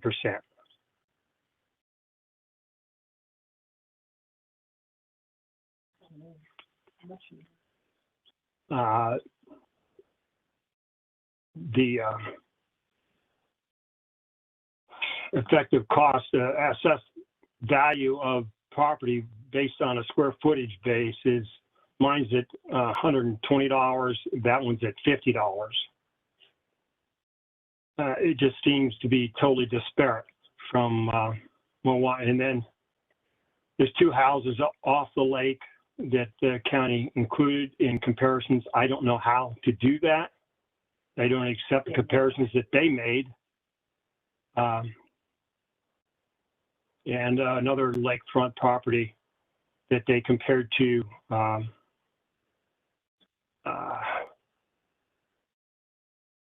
these are things I just developed in the last couple. You guys don't have this, I'm sorry. Property number 00131-229, just for the record.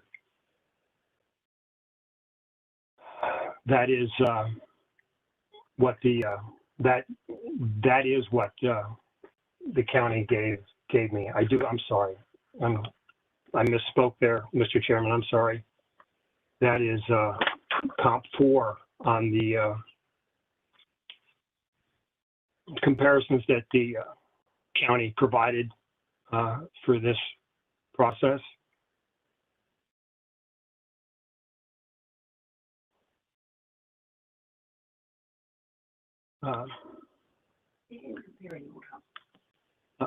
There are not any older houses to compare to. So if I go, now you don't have any of this. These are things I just did yesterday, looking at houses on my street. So please just bear with me. I can send this to you, I guess, if you want, no problem. I could email it.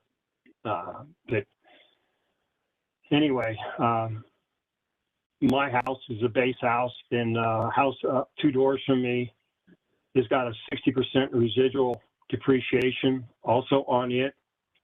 Its value, although its size is, I'm 4,154 square feet. It's 4,033.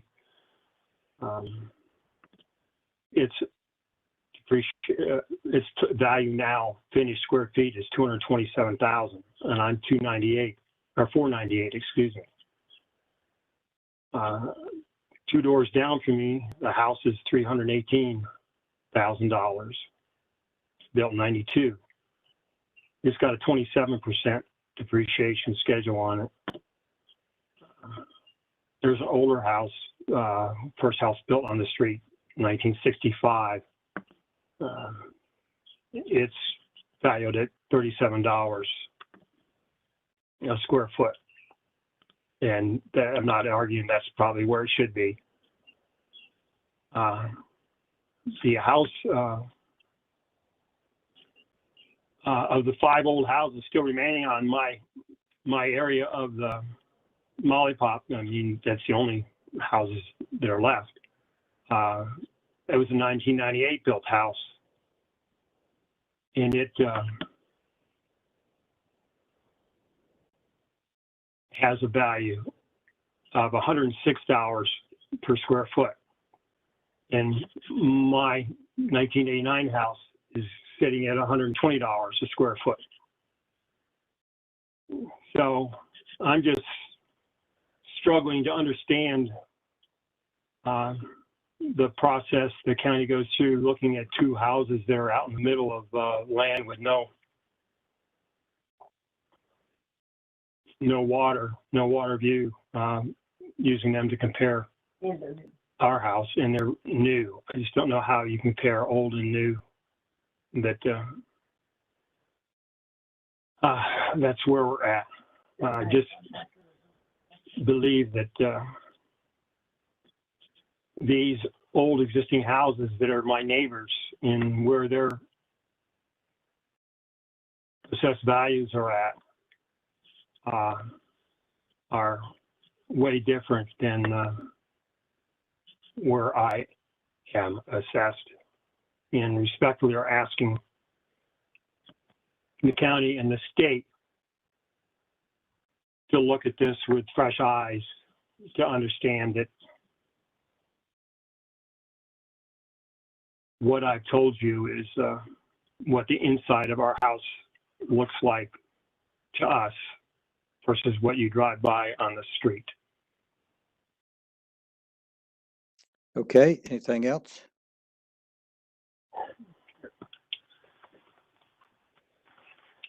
Sir, I don't think so. I had some attachments copied here showing your things.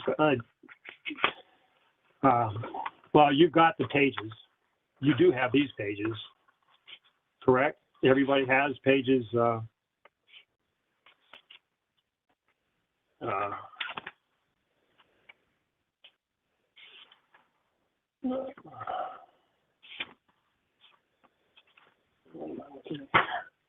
I'm sorry. The page numbers I'm looking for, you've got pages 34, 1, on through the rest of it.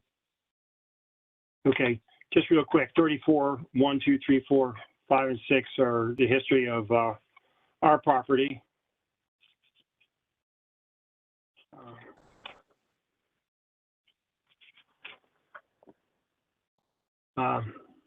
Neighbor up 2 doors is older house, similar size. And what the county has decided, I'm not going to bore you with a lot of the detail here, except just say that he has a depreciation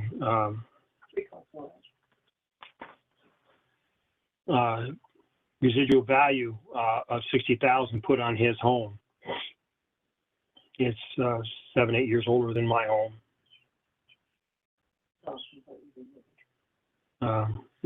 But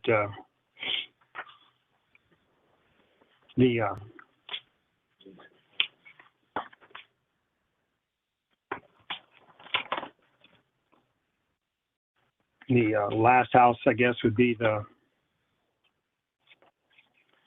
your comp number 1 that the county submitted, property number 1, which is 16304 Belle Isle. Parcel ID is 00131-238.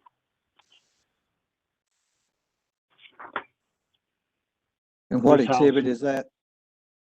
Exhibit page, I'm sorry, sir, 36-1. Okay.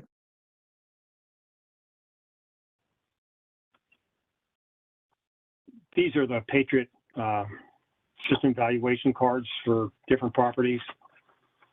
And if you look to page 2 of that, page 36-2, you'll see that the depreciation on this home was set at 60%.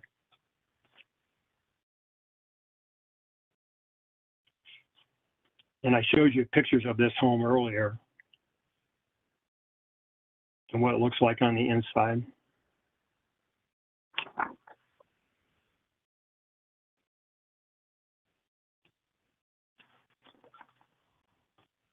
think that's it, sir. All right. Thank you, Mr. Young. Mr. Adden, let's try to figure out where we go from here. It's 12:24. How long do you think it'll take you to cross-examine Mr. Certainly at Young? least 30 minutes or so. All right. And then you've got your evidence put on, assuming we get there. Let's see. Can everybody think they can get something to eat and be back at 1, and then we'll try to. I see you're shaking yes. So let's try to do that. And then we'll try. I could do it quicker than that, Mr. Chairman. Well, I'm not sure. I'm not sure I can't. My wife's not here, so I got to pick something. But let's come back at 1. Let's see where we are before we do that. Mr. Young, you've presented your evidence, and we'll consider your exhibits and the county's exhibits admitted, except to those that if you have an objection to on the county's. And I think Robert is in the pretrial hearing order has pointed out that all your exhibits are okay, with the exceptions that he's objected to as to prior years' evaluation percentages, which will admit them for only the purpose of what they show, if anything. All right. So we'll come back. Do we have a question? Yes, sir. Respectfully, how do I reconnect? Will someone call me at 1 o'clock on my cell phone? That's a good point. Ms. Bendette? Yes, if you would like, he can hang up and I can call him just like I did before. Okay. All right. Well, let's do that then. So we'll come back. We'll come back at 1 o'clock, and then we should be able to finish this matter. I believe, you don't have any further witnesses. Is that correct, Mr. Young? No, sir. Okay. All right. You don't have any, I think you're saying. Okay. All right. That is correct. I have no additional witnesses. Well, we'll hear you, Mr. Young, at 1, and we'll see everyone else. Okay. Thank you. Thank you, sir, very much. See you at 1.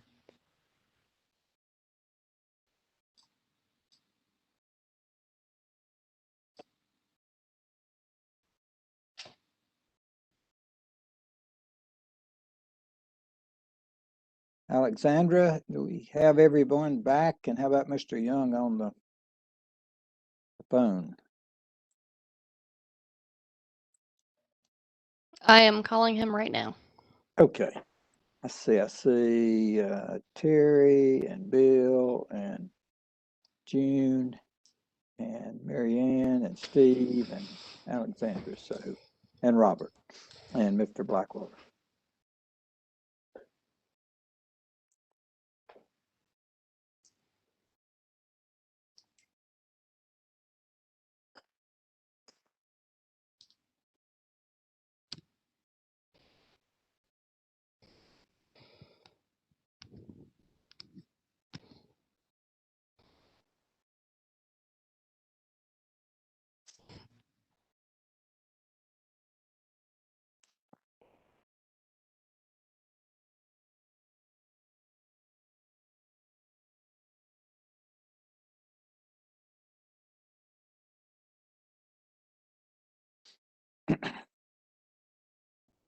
Okay, he didn't answer on the first try, but we will try again. Okay.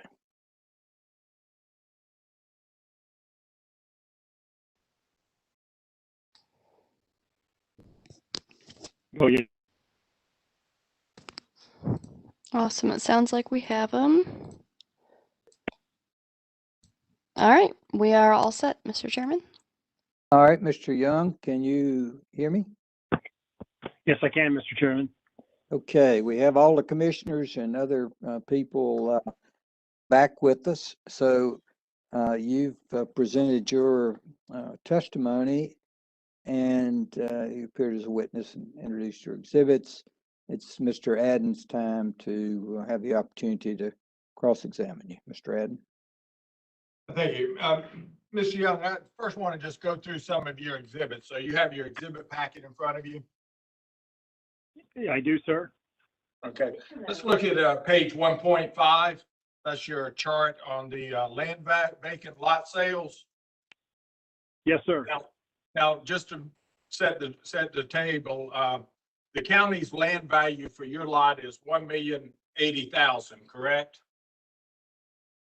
That's currently what it is. Yes, sir. Okay, and then you have a sale. Number 1 is a sale in April of 2017 for $875,000, and that's over on Belle Isle Drive, correct? Correct? In table 1.5? Yeah, I'm on 1.5. Yeah, you got Yeah. number 1 is April 2017, $875,000 sale on Belle Isle Drive. And the county has that land actually assessed at $900,000, correct? That's correct. So the county's land value is just assessed values of just a little bit higher than that sale price. That's correct. And Belle Isle Drive is not on that little island that little section of land that you're on, is it? It's on the same, it's like a Y, sir. You come across one thin strip of land, and then you go right up a thin strip to my area. And if you go straight across another thin, no houses on either side, you go to that area of Belle Isle. I showed a map of that. Yeah, I think you said in your testimony, you referred to your island as unique, correct? Well, both these islands, both sides of Belle Isle, the end of Belle Isle and Molly Pop are unique little things like a Y reaching out in the middle of the lake. Yes, sir. Now, And then there was an April 2018 sale of $795,000 on Cotton Patch. And the county's assessed value on that was just a little higher at $816,000, correct? That's what I understand. Yes, sir. So the county's assessed values for those two parcels appear to be pretty close to the sale prices.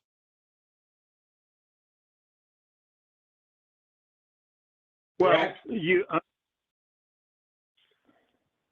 The county used those sale prices to create the value that they assessed the land at, sir.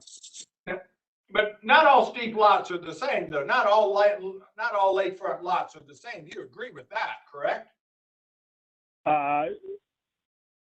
Steep lots are different than flat lots.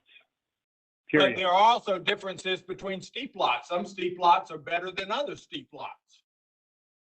Disagree, sir. So you're All the facts, in your unless it's very, very steep lots, you can't, all the negatives that I showed you on a steep lot, doesn't matter if it's 30 foot from lake to street or if it's 50 feet from lake to street. All the negatives are still there, sir, in my opinion, so respectfully. in your opinion, in your lay opinion, and you're not an appraiser, don't have any appraisal training, do you? I do not, sir. But in your opinion, all steep lots should be valued the same. Is that correct? That's pretty much correct. And as I saw the county value the lots across the west side of Belle Isle, they all were valued at $900,000. Quite a bit of difference in land area and depth of those lots, but they all were assessed at $900,000. But in your opinion, the county should not take into account difference in size or difference in depth or even difference in the lake view. All steep lots should be valued the same as your testimony. It's subjective to the person buying the lot, sir. And your appraisal of Belle Isle showed that there's like 9 lots in a row at $900,000. They look west, they look north, they look east. They're steep lots. In steep lots, as I went through in one of my exhibits, sir, explain why people choose to buy flat lots, even with a house on it, for more money than buy a steep lot. The marketplace has already voted. This is not a discussion for me to discuss. Money's already voted. Well, let's look at the marketplace. Let's look at your exhibit number, page 5, I believe it is. That's an aerial of your little island area, correct? That's correct, sir. Now, just in the big house across the street from you, that big mansion is valued at over $9 million, correct? That's correct. I don't know what it is. It's 7 or 9. I don't know what the current value is. And that mansion is owned by NASCAR driver, Daytona 500 champion Denny Hamlin, correct? That's correct. Now, your house was built in 1989 and it's 4,154 square feet finished, correct? Yes, sir.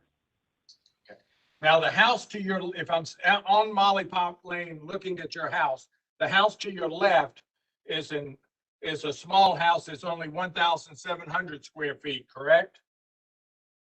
That's correct. And that house sold for $1,140,000 on June the 22nd, 2018, correct? I don't have a number in front of you, but that seems right. Yes, sir. So this house that's 1,700 square feet sells for over $1.1 million within 6 months of the reval date. And that sale comes to, if you actually ran the numbers, that house sold for $670 per square foot. I don't understand that calculation. I don't understand that calculation. I think that house was valued over $100,000 by the county before the sale. In your house, Now, your house is 4,154 square feet, and actually, and your lot is steep. We agree that we all agree your lot's steep, correct? I do, yeah. Yeah. And I walked it every day. and you've actually terraced your backyard going down to the lake, correct? Had to. And that's Yeah. what you do is There steep was not lots, enough because land to get up. But you've got 12 feet of steps to get up to the first floor level of the house with where the yard stops, basically. You got a bunch of steps to come up to go back to the house in the lake. This is Commissioner Peasley. Yes, It- Commissioner. For clarity of the record, it's important that you not talk over one another. And I realize through the audio and through WebEx, that can be a little bit difficult to determine when somebody has stopped talking, but try not to talk over one another. Thank you. Yes, sir. let's go to your exhibit number 14. Which is the county's grid, and you have some handwritten notes on it. Yes, sir. You calculated the finished area value of yours is $119.95 per square foot, correct? Yes, sir. And the finished areas of the other houses on those comps are $56 for the comp one, $128 for comp number 4, $137 for comp 3, and $155 for comp number 2, correct? That's the numbers I have there, sir. Yes, sir. And so your value is it's not the lowest, but it's the next to lowest. Oh, with all due respect, sir, my house is a 1989 house. These other houses you're comparing me to are 2018, 16, 12. Now let's go to exhibit number 18. Those are pictures of the upstairs and the sloping roof, correct? Yes, sir. The 45-degree pitch roof. I don't, and it may be that they were just not included in my exhibits, but you did not include any photographs of the lower level of your house interior, did you? I did not. They took lots of pictures when they were here. You have pictures of that. The county was out here and took pictures several years ago, all over. And you don't have any now. You testified about what you consider some problems with the interior of your house. You talked about the steel beam for support and the fact that the house was built by a gentleman for over 2 years who was living on the site. You remember that testimony? Yes, sir. You testified about some major leaks from plumbing and the fact that Yes, the bonus room over the garage, the HVAC, needs a replacement, correct? That's correct. Now, you recall that about 2 weeks ago, County Appraiser Jeremy Blackwelder talked with you about coming out to your house and looking at your house? I do. And do you recall Mr. Blackwelder asking if he could come into the house so that he could verify whether the county's records are accurate regarding the condition of the house? We had just had someone in the house like 8 months before that, going all over the upstairs and downstairs. I didn't see a need to have someone come back out. There's nothing changed. Mr. Blackwelder asked to come in the house and you did not let him in the house, correct? And that was about 2 weeks ago? That's correct, sir. Yes, Could sir. I make a statement? I did not allow him in the house because the last person that came from your Ms. office. Young, Ms. Young, let me stop you here. You have not been sworn and you are not allowed to testify unless Mr. Young wants to call you as a witness, and then you're going to have to be sworn. And we would get back to that after Mr. Adden is through. Just say Okay. it for me then. Okay. If he says whatever he says, if it's accurate and it's his as well, then that would, I guess, be okay. All right, That's all right. Mr. Young, let's now look at the county's exhibits. You have the county's exhibits in front of you? I'd like to make a statement. They did not come in my house. Ms. Young, Because Ms. when- Young, I have to No, stop you, you. You have not been sworn. If Mr. Young, after Mr. Adden gets through, wants to have you sworn and testify, you'll be allowed to do that, but just not at this point, okay? Mr. Adden is cross-examining Mr. Young, I assume that's your husband, but you'll have an opportunity to make a statement if he calls you as a witness and has you sworn, but that'll come after Okay. this, okay? Okay. Thank All you, right. sir. Okay. Mr. Go ahead, Young, you Mr. have the county exhibits in front of you?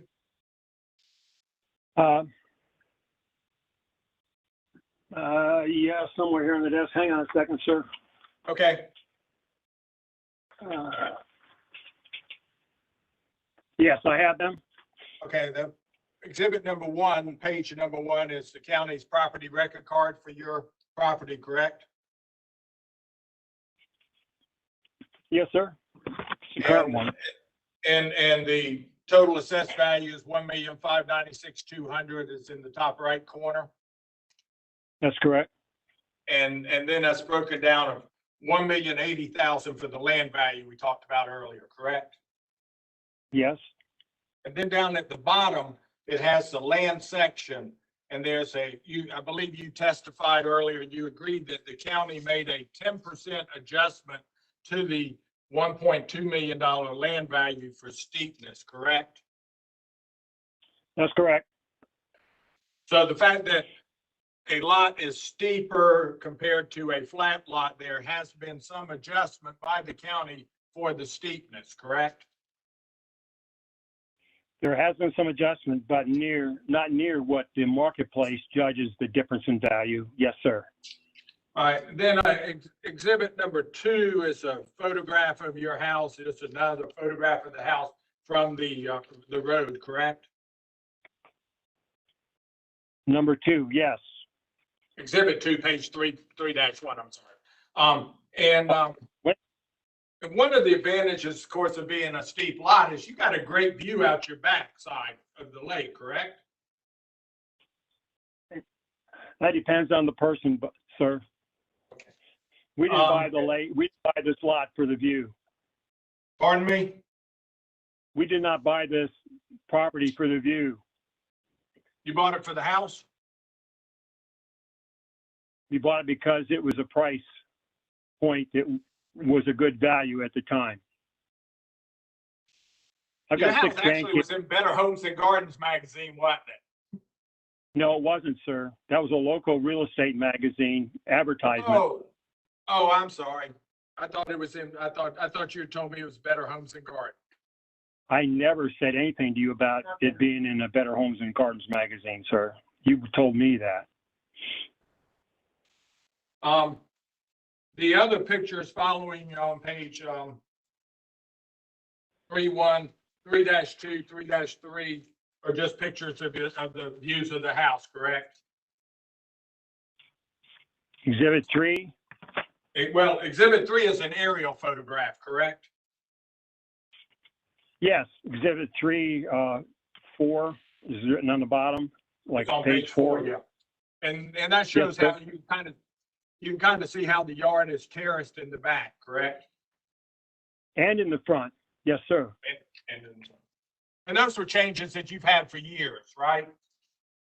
No, those terraces were there in railroad ties when I bought the property. Continuing on, let's look at I replaced, let's look at exhibit 4 on the page 9. Exhibit 4, page 9. Mr. Adden, wait just a minute.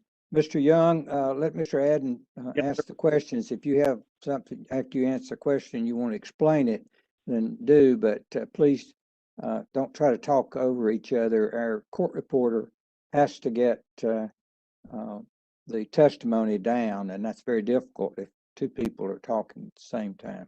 Okay? You yes, have sir. page 9 in front of you? I do now. Yes, sir. And the handwritten values there says L, for your property says L 1,080,000. That's the lot value for your property, correct? Yes, sir. And those are lot values for, so the two houses to your left are also have land values of 1,080,000, correct? Yes. And if you're looking at your house, the house to the right has a lot value of 1.2 million, correct? Yes. And the only lot value on that Molly Pop Lane area that is less than the 1,080,000 is parcel number 001-31257, which has a lot value of 1,020,000. And that's sort of across the street and catty corner to you, correct?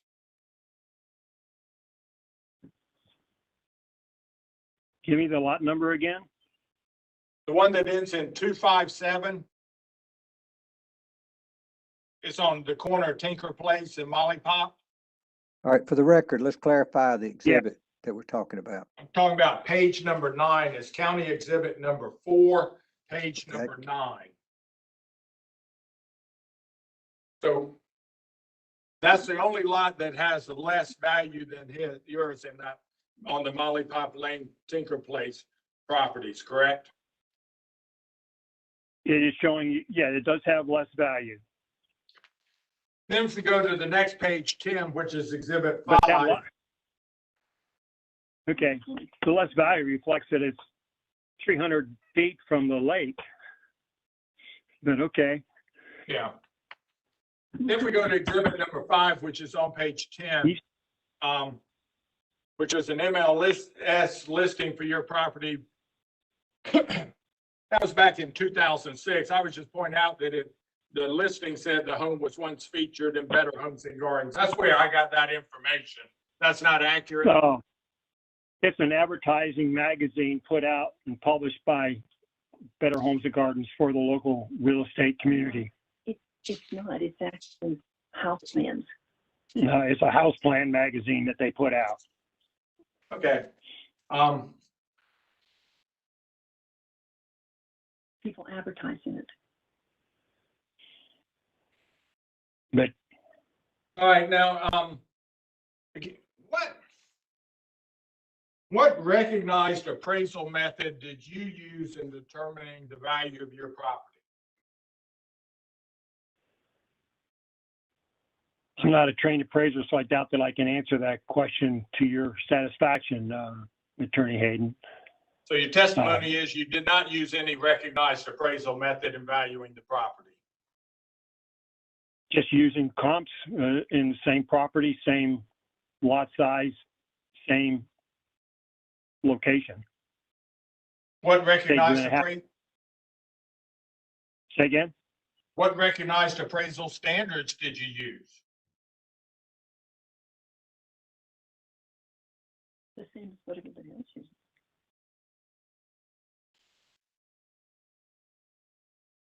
Standards, sir, are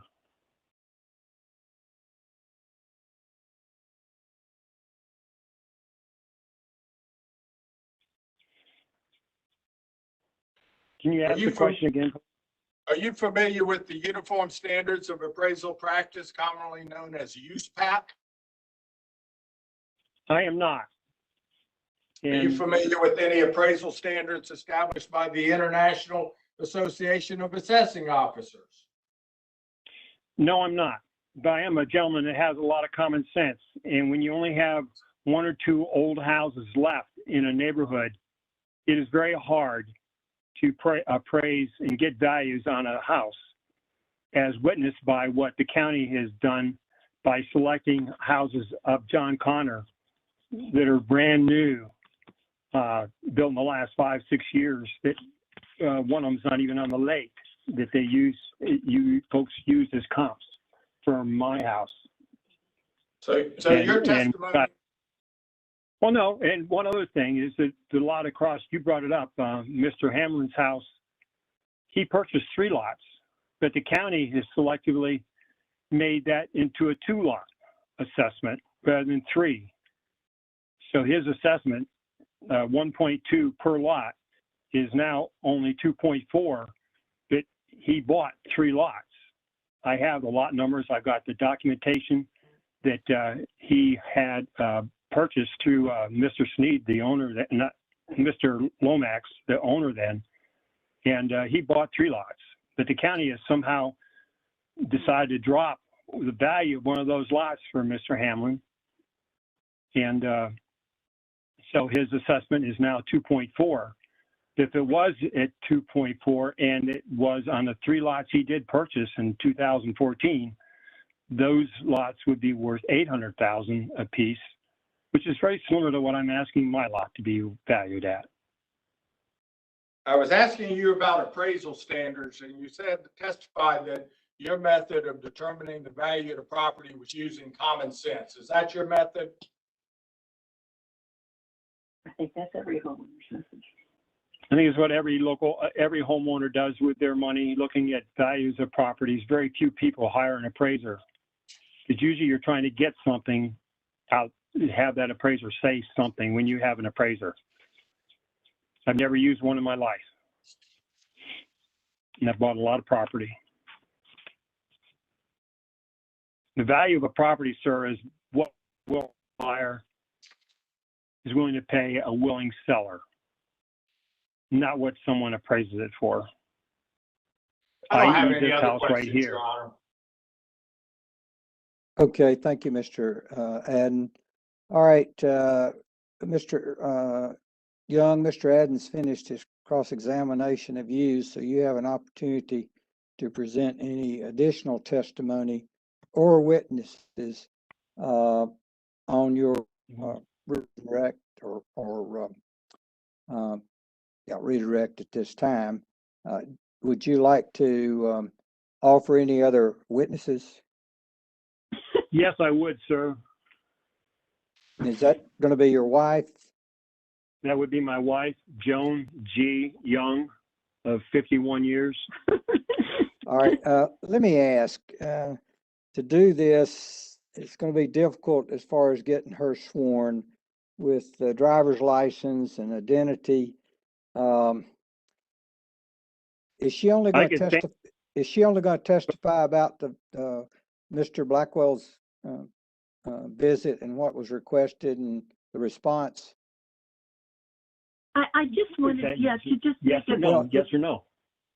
Well, I'm asking you, Mr. Young, and I believe her testimony will be just regarding that aspect of what you just discussed.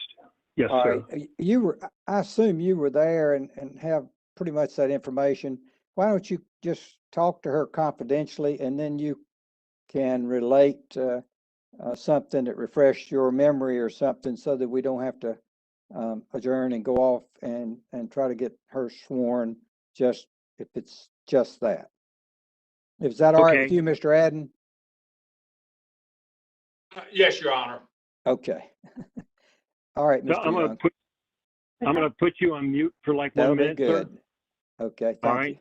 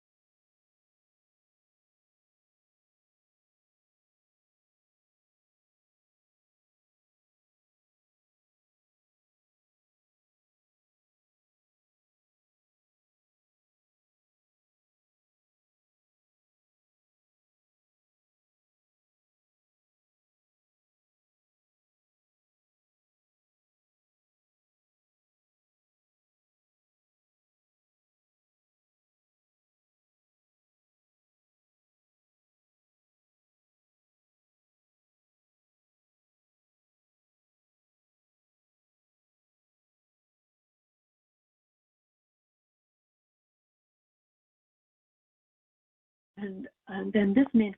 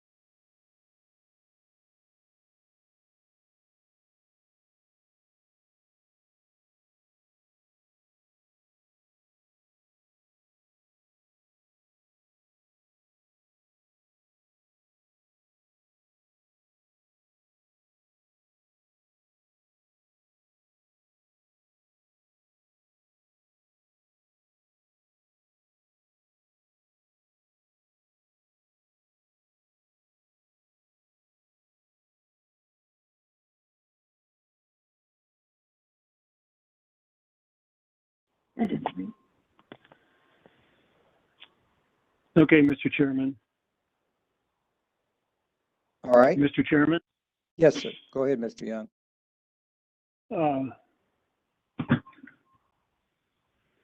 What my wife was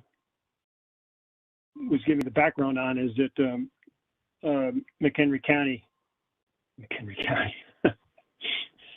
Mecklenburg County building inspector was out here and was due to come back and did not come back, and she discovered that he had committed suicide. And when he didn't come back, we had Anyways, this other guy came the assessor came next. shortly after that, and the gentleman was walking through the house, and he commented to pretty much quote, "What are you complaining about? Your furniture is beautiful." And I was done with And people. that's when my wife kind of decided that she didn't really want any more people coming to our house because their perspective just isn't what ours is. All right. Okay. Thank you. Thank you. All right. Mr. Young, anything else that you want to present at this time on your redirect? Any additional evidence or anything? Just, Mr. Chairman and, committee members, Mr. Ed, just that this house was built, and Mr. Aiden talks about the homes and gardens. I mean, this house was a nice cottage built as it was portrayed in the magazine. That it was built with well and septic. We still have over 50% of the windows, original 30-year-old windows, that are going to need to be replaced. We've got the polybutylene piping that has been disallowed and is leaking occasionally. No closets and 2 bathrooms. No, only a 2-car garage. You can't build a third. The house has not kept up with the value of the lot at all. It's a detriment to the lot by anybody that comes and visits us. You can't put a pool on the back because we got well and septic. So I guess the bottom line is that we were just so taken aback by the county's view that this house all of a sudden went from $318,000 to $498 or 500 and I can't remember what, almost $600,000 in value. And I look up and down the street and see the houses that are half the age and are valued at that same price. And our house is taken care of, but it can't compete with those kind of houses. Just all due respect, so we need an adjustment on our home value, both the lot and the house. Thank you very much for listening. Okay. Thank you, Mr. Young. Any recalls, Mr. Adden? No, Your Honor. Okay, then Mr. Young, I think, rests his case. So, Mr. Adden, at this time, it's your case to present. Or Your Honor, Mecklenburg County moves to dismiss the taxpayer's case for failing to meet his burden. As you explained at the beginning of this hearing, the county's ad valorem tax assessment is presumptively correct. And in the AMP case, the court addressed the purpose of the presumption. The purpose underlying this presumption of correctness arises out of the obvious futility of allowing a taxpayer to fix the final value of his property for ad valorem taxation. If the presumption did not attach, then every taxpayer would have unlimited freedom to challenge the valuation placed upon his property, regardless of the merit of such challenge. That's exactly what we have here. Mr. Young said early in his testimony that he believed his method of his valuing the property was fair based on, and I quote, my perspective. Those were his words, my perspective. He said, my land should not have to carry implied values of these homes that have been torn down. It's un-American. When Vice Chairman Wheeler asked him about selling his property, would he sell it at the $900,000 he thinks the land's worth, or would he sell it like a tear down? He finally said, well, he would likely sell for a tear down value of 1.2 to 1.4 million. At the end, to go back to the legal standard, as the commission well knows, the taxpayer has to show competent material and substantial evidence that the county's value was used an arbitrary method or an illegal method. There's no such evidence before you of that. He also has to show that the county's value substantially exceeds true value. It's telling, again, what Mr. Young said at the very end, my last question to him. He talked about true value, and he correctly stated that true value is what a willing buyer and a willing seller establish for a property. And that is correct. But then he made the statement, true value is not what an appraiser says it's worth. Well, we are a state of laws, and our laws provide that appraisers can appraise property and determine what it's worth. And we don't just take a homeowner's opinion of value as the gospel truth for the opinion of value.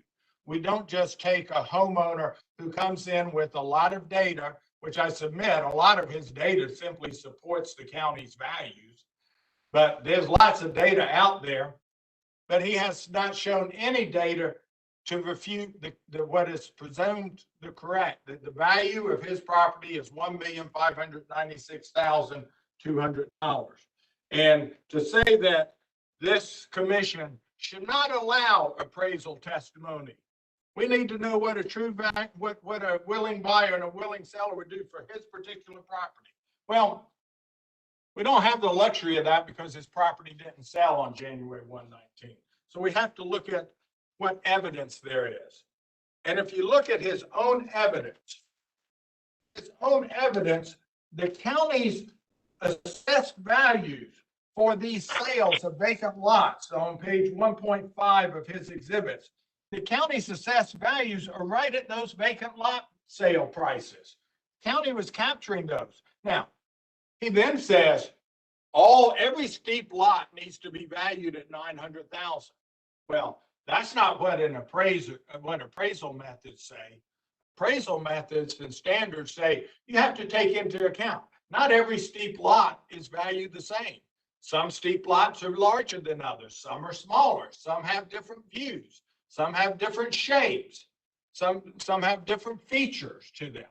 So you can't just say every steep lot. But what his evidence does say is when the county valued the properties on Belle Isle Drive and on Cotton Patch, those vacant lots, the county's method of valuation, when it produced an assessed value of $900,000 on an April 2017 sale of $875,000, that says to me, and that says to the commission, the county's assessment value for that land, that's a good assessment value. That's a good method. That's an accepted method. The same goes for the $795,000 sale that the county has assessed at $816,000. The county's methods in valuing the land produce true values. Now, the other thing, of course, we need to, the commission should be concerned about is equity. And if you look at that exhibit 4 on page 9 that I showed, that we went over, the steep lots off of Molly Pop Lane that face to the east are valued at $1,080,000, $1,080,000. His $1,080,000, and then a little bit, maybe a little bit larger lot, 1.2 million, and then a 1,140,000, and then 1,350,000. All of those lots, those are consistently assessed, and to argue that his lot value should be 90,000 would scream injustice. If you put a You mean 900,000, 900,000. you put 900,000 on his lot, that just screams injustice. So we've gone his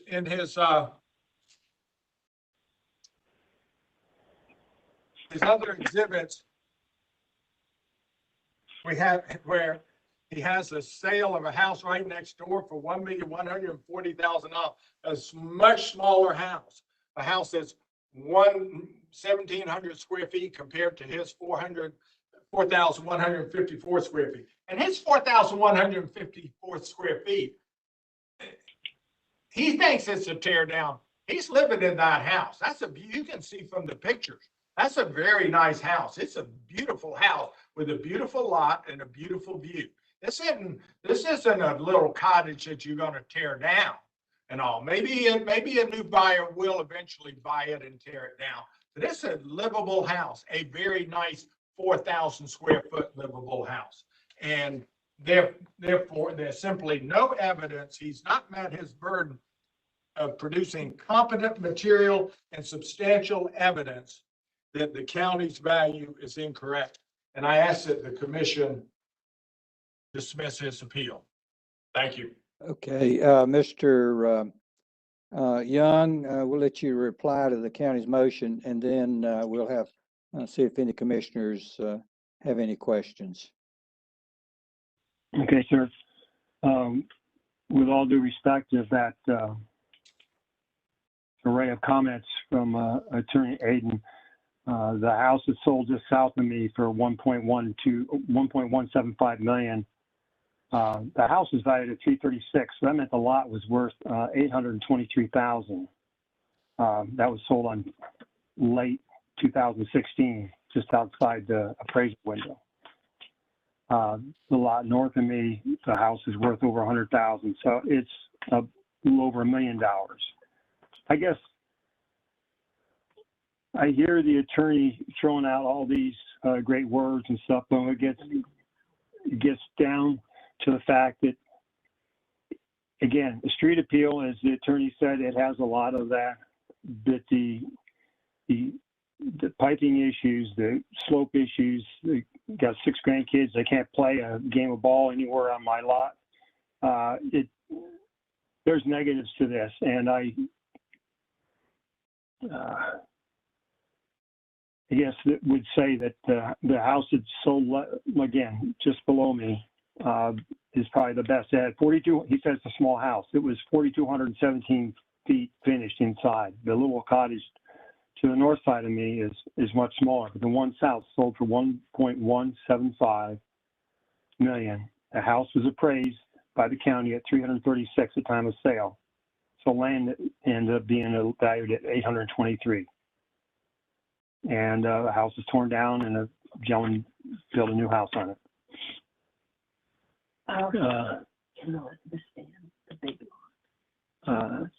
Deep. I don't know.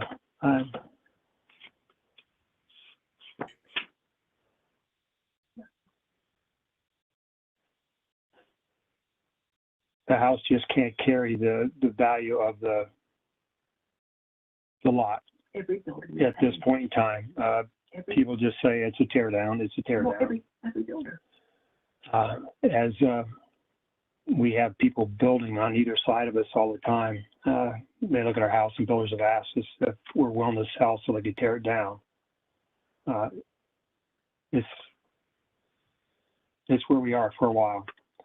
So no, Mr. Chairman, I think that's all I'm going to add to this, other than just to Okay. say thank you for your time All right. and courtesy to allow this process to go through.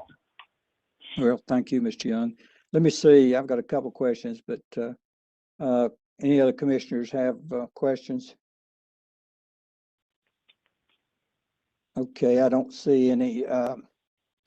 Mr. Adden, let me ask you, we've been dealing with these cases where we have tear downs and potential tear downs, and a question comes up to me is it appears that where we have these tear downs and they pay for whatever value they assume in the house and they tear it down, and then the county uses that value for the value of the land. If you do that, and then for instance, in Mr. Young's case, and then you go ahead and praise the property for the house, just like an existing house, haven't you really put the value of that house in twice? If you include what it sold for when it was of no value, and then you turn around and say, if his house is a tear down, you're assigning $498,000 in value to it on the basis of the land value that you appraised based on a sale where they assigned no value to the house and they tore it down. We do not consider Mr. Young's house a tear down. Mr. Young's house was built in 1989. It's 4,154 square feet. It's in very good, it's a very good grade. It's got hardwood floors. It's got carpet. We do not consider Mr. Young's house a tear down. Well, what about the other houses that have been bought and torn down? Were they not? Those houses support the county's land values. You're comparing apples to oranges. The tear downs are to set the land value, and the tear downs and vacant lot sales support the land value, and the county's land value for this area came to $1.2 million. And from that land value, adjustments are made, such as for Mr. Young's property, for topography, a 10% adjustment and all. We do not consider Mr. Young's property to be a tear down at all. He thinks it might, he's trying to say it might be a tear down. He's been living in, I mean, I think my house was built in the early 1990s, and it's certainly in a tear down. There are a lot of houses, just because Right, let me ask you, in the 1980s doesn't mean it's a tear down. We usually are looking at tear downs that are much, much older houses. You'll recall, of course, the Glasgow and Phillips appeal in July, where we talked all about tear downs and land value and all that, and the commission ultimately ruled in favor of the county. And in that particular case, the commission's order even said the county's land extraction method is an approved method of valuing land. So we do not believe that this house, and you have pictures of at least the interior of the house, that's not a tear down. all right, let me ask you this. What do you say about his evidence that the two comps that he cited that were steep lots that did not have houses on them that had been torn down and used for comps showed a value of about $900,000? Absolutely. And what that gets to his. Well, why would that not get him past the burden? Is, I guess, my question. Well, because his testimony is every steep lot is the same. And this commission has said in numerous decisions, when you're looking at properties, you got to compare them and you got to make adjustments for similarities and adjustments for differences. And he doesn't have any appraisal testimony making any adjustments for differences between those steep lots and his steep lots. He didn't make any adjustments for size, shape, topography, or any or the traffic or land or any. He just says, in his opinion, his common sense opinion is that all steep lots on Lake Norman should be valued the same at $900,000. And that is not appraisal testimony. It's not an appraisal standard. it's not, does not meet his burden of competent, relevant material evidence.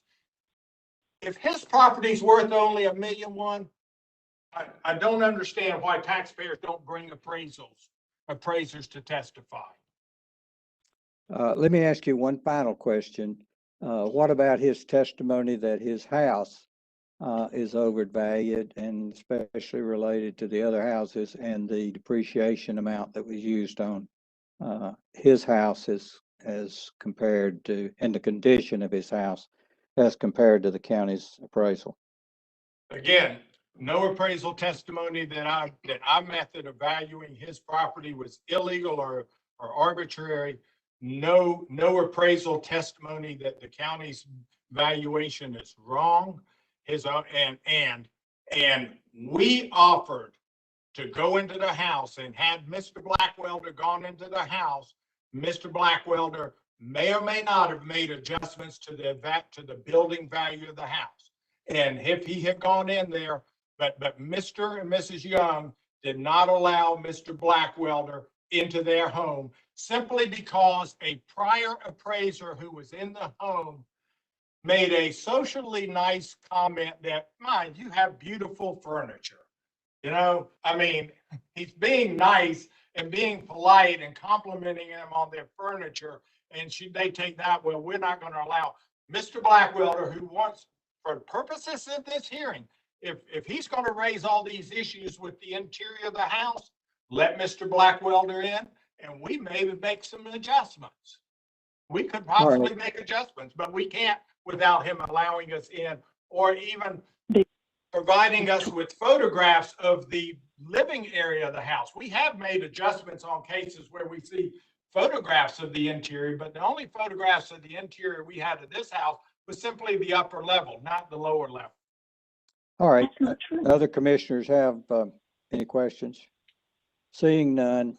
All right, we'll go into our executive session to deliberate on the motion, and when we have a decision, we will be back. Mr. Young, you probably want to just stay on and not go off. I don't know exactly how long we'll be gone, but I suggest you stay on, and when we have a decision, we will be back. It looks like it's 1:52 right now.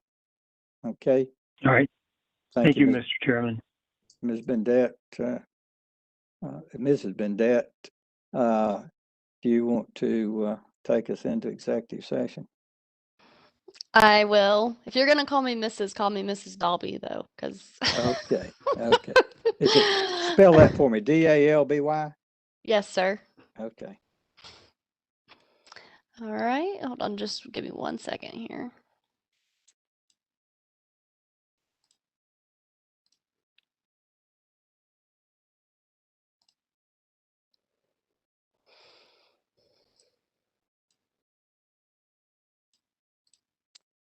Okay, let's see. I don't see Mr. Adden yet. There he is. And Mr. Young, are you back? Are you still with us? I am, sir. Okay, the county's made the motion to dismiss, saying that your evidence did not meet the burden that you had, as we talked about at the start of the hearing. After discussion and deliberation and considering the exhibits that you had offered, the commission voted 3-1 to grant the county's motion. So your case will be dismissed based upon the failure to meet that burden.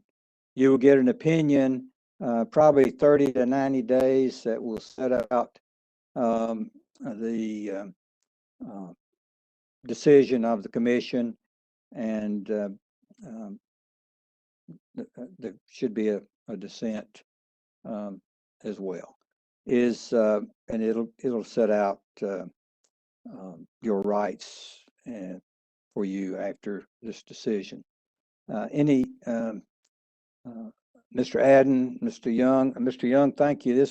You compiled some really good exhibits for us. We appreciate that. I know it was difficult trying to present your case today orally. Fortunately, we did have most of the exhibits. well, I think everybody had all of them except, Except just you. me and Mr. Adden. So, but we were able to tell, what your other exhibits consisted of. Thank y'all very much, and you, both, made, good presentations. All right. All right, sir. Thank you.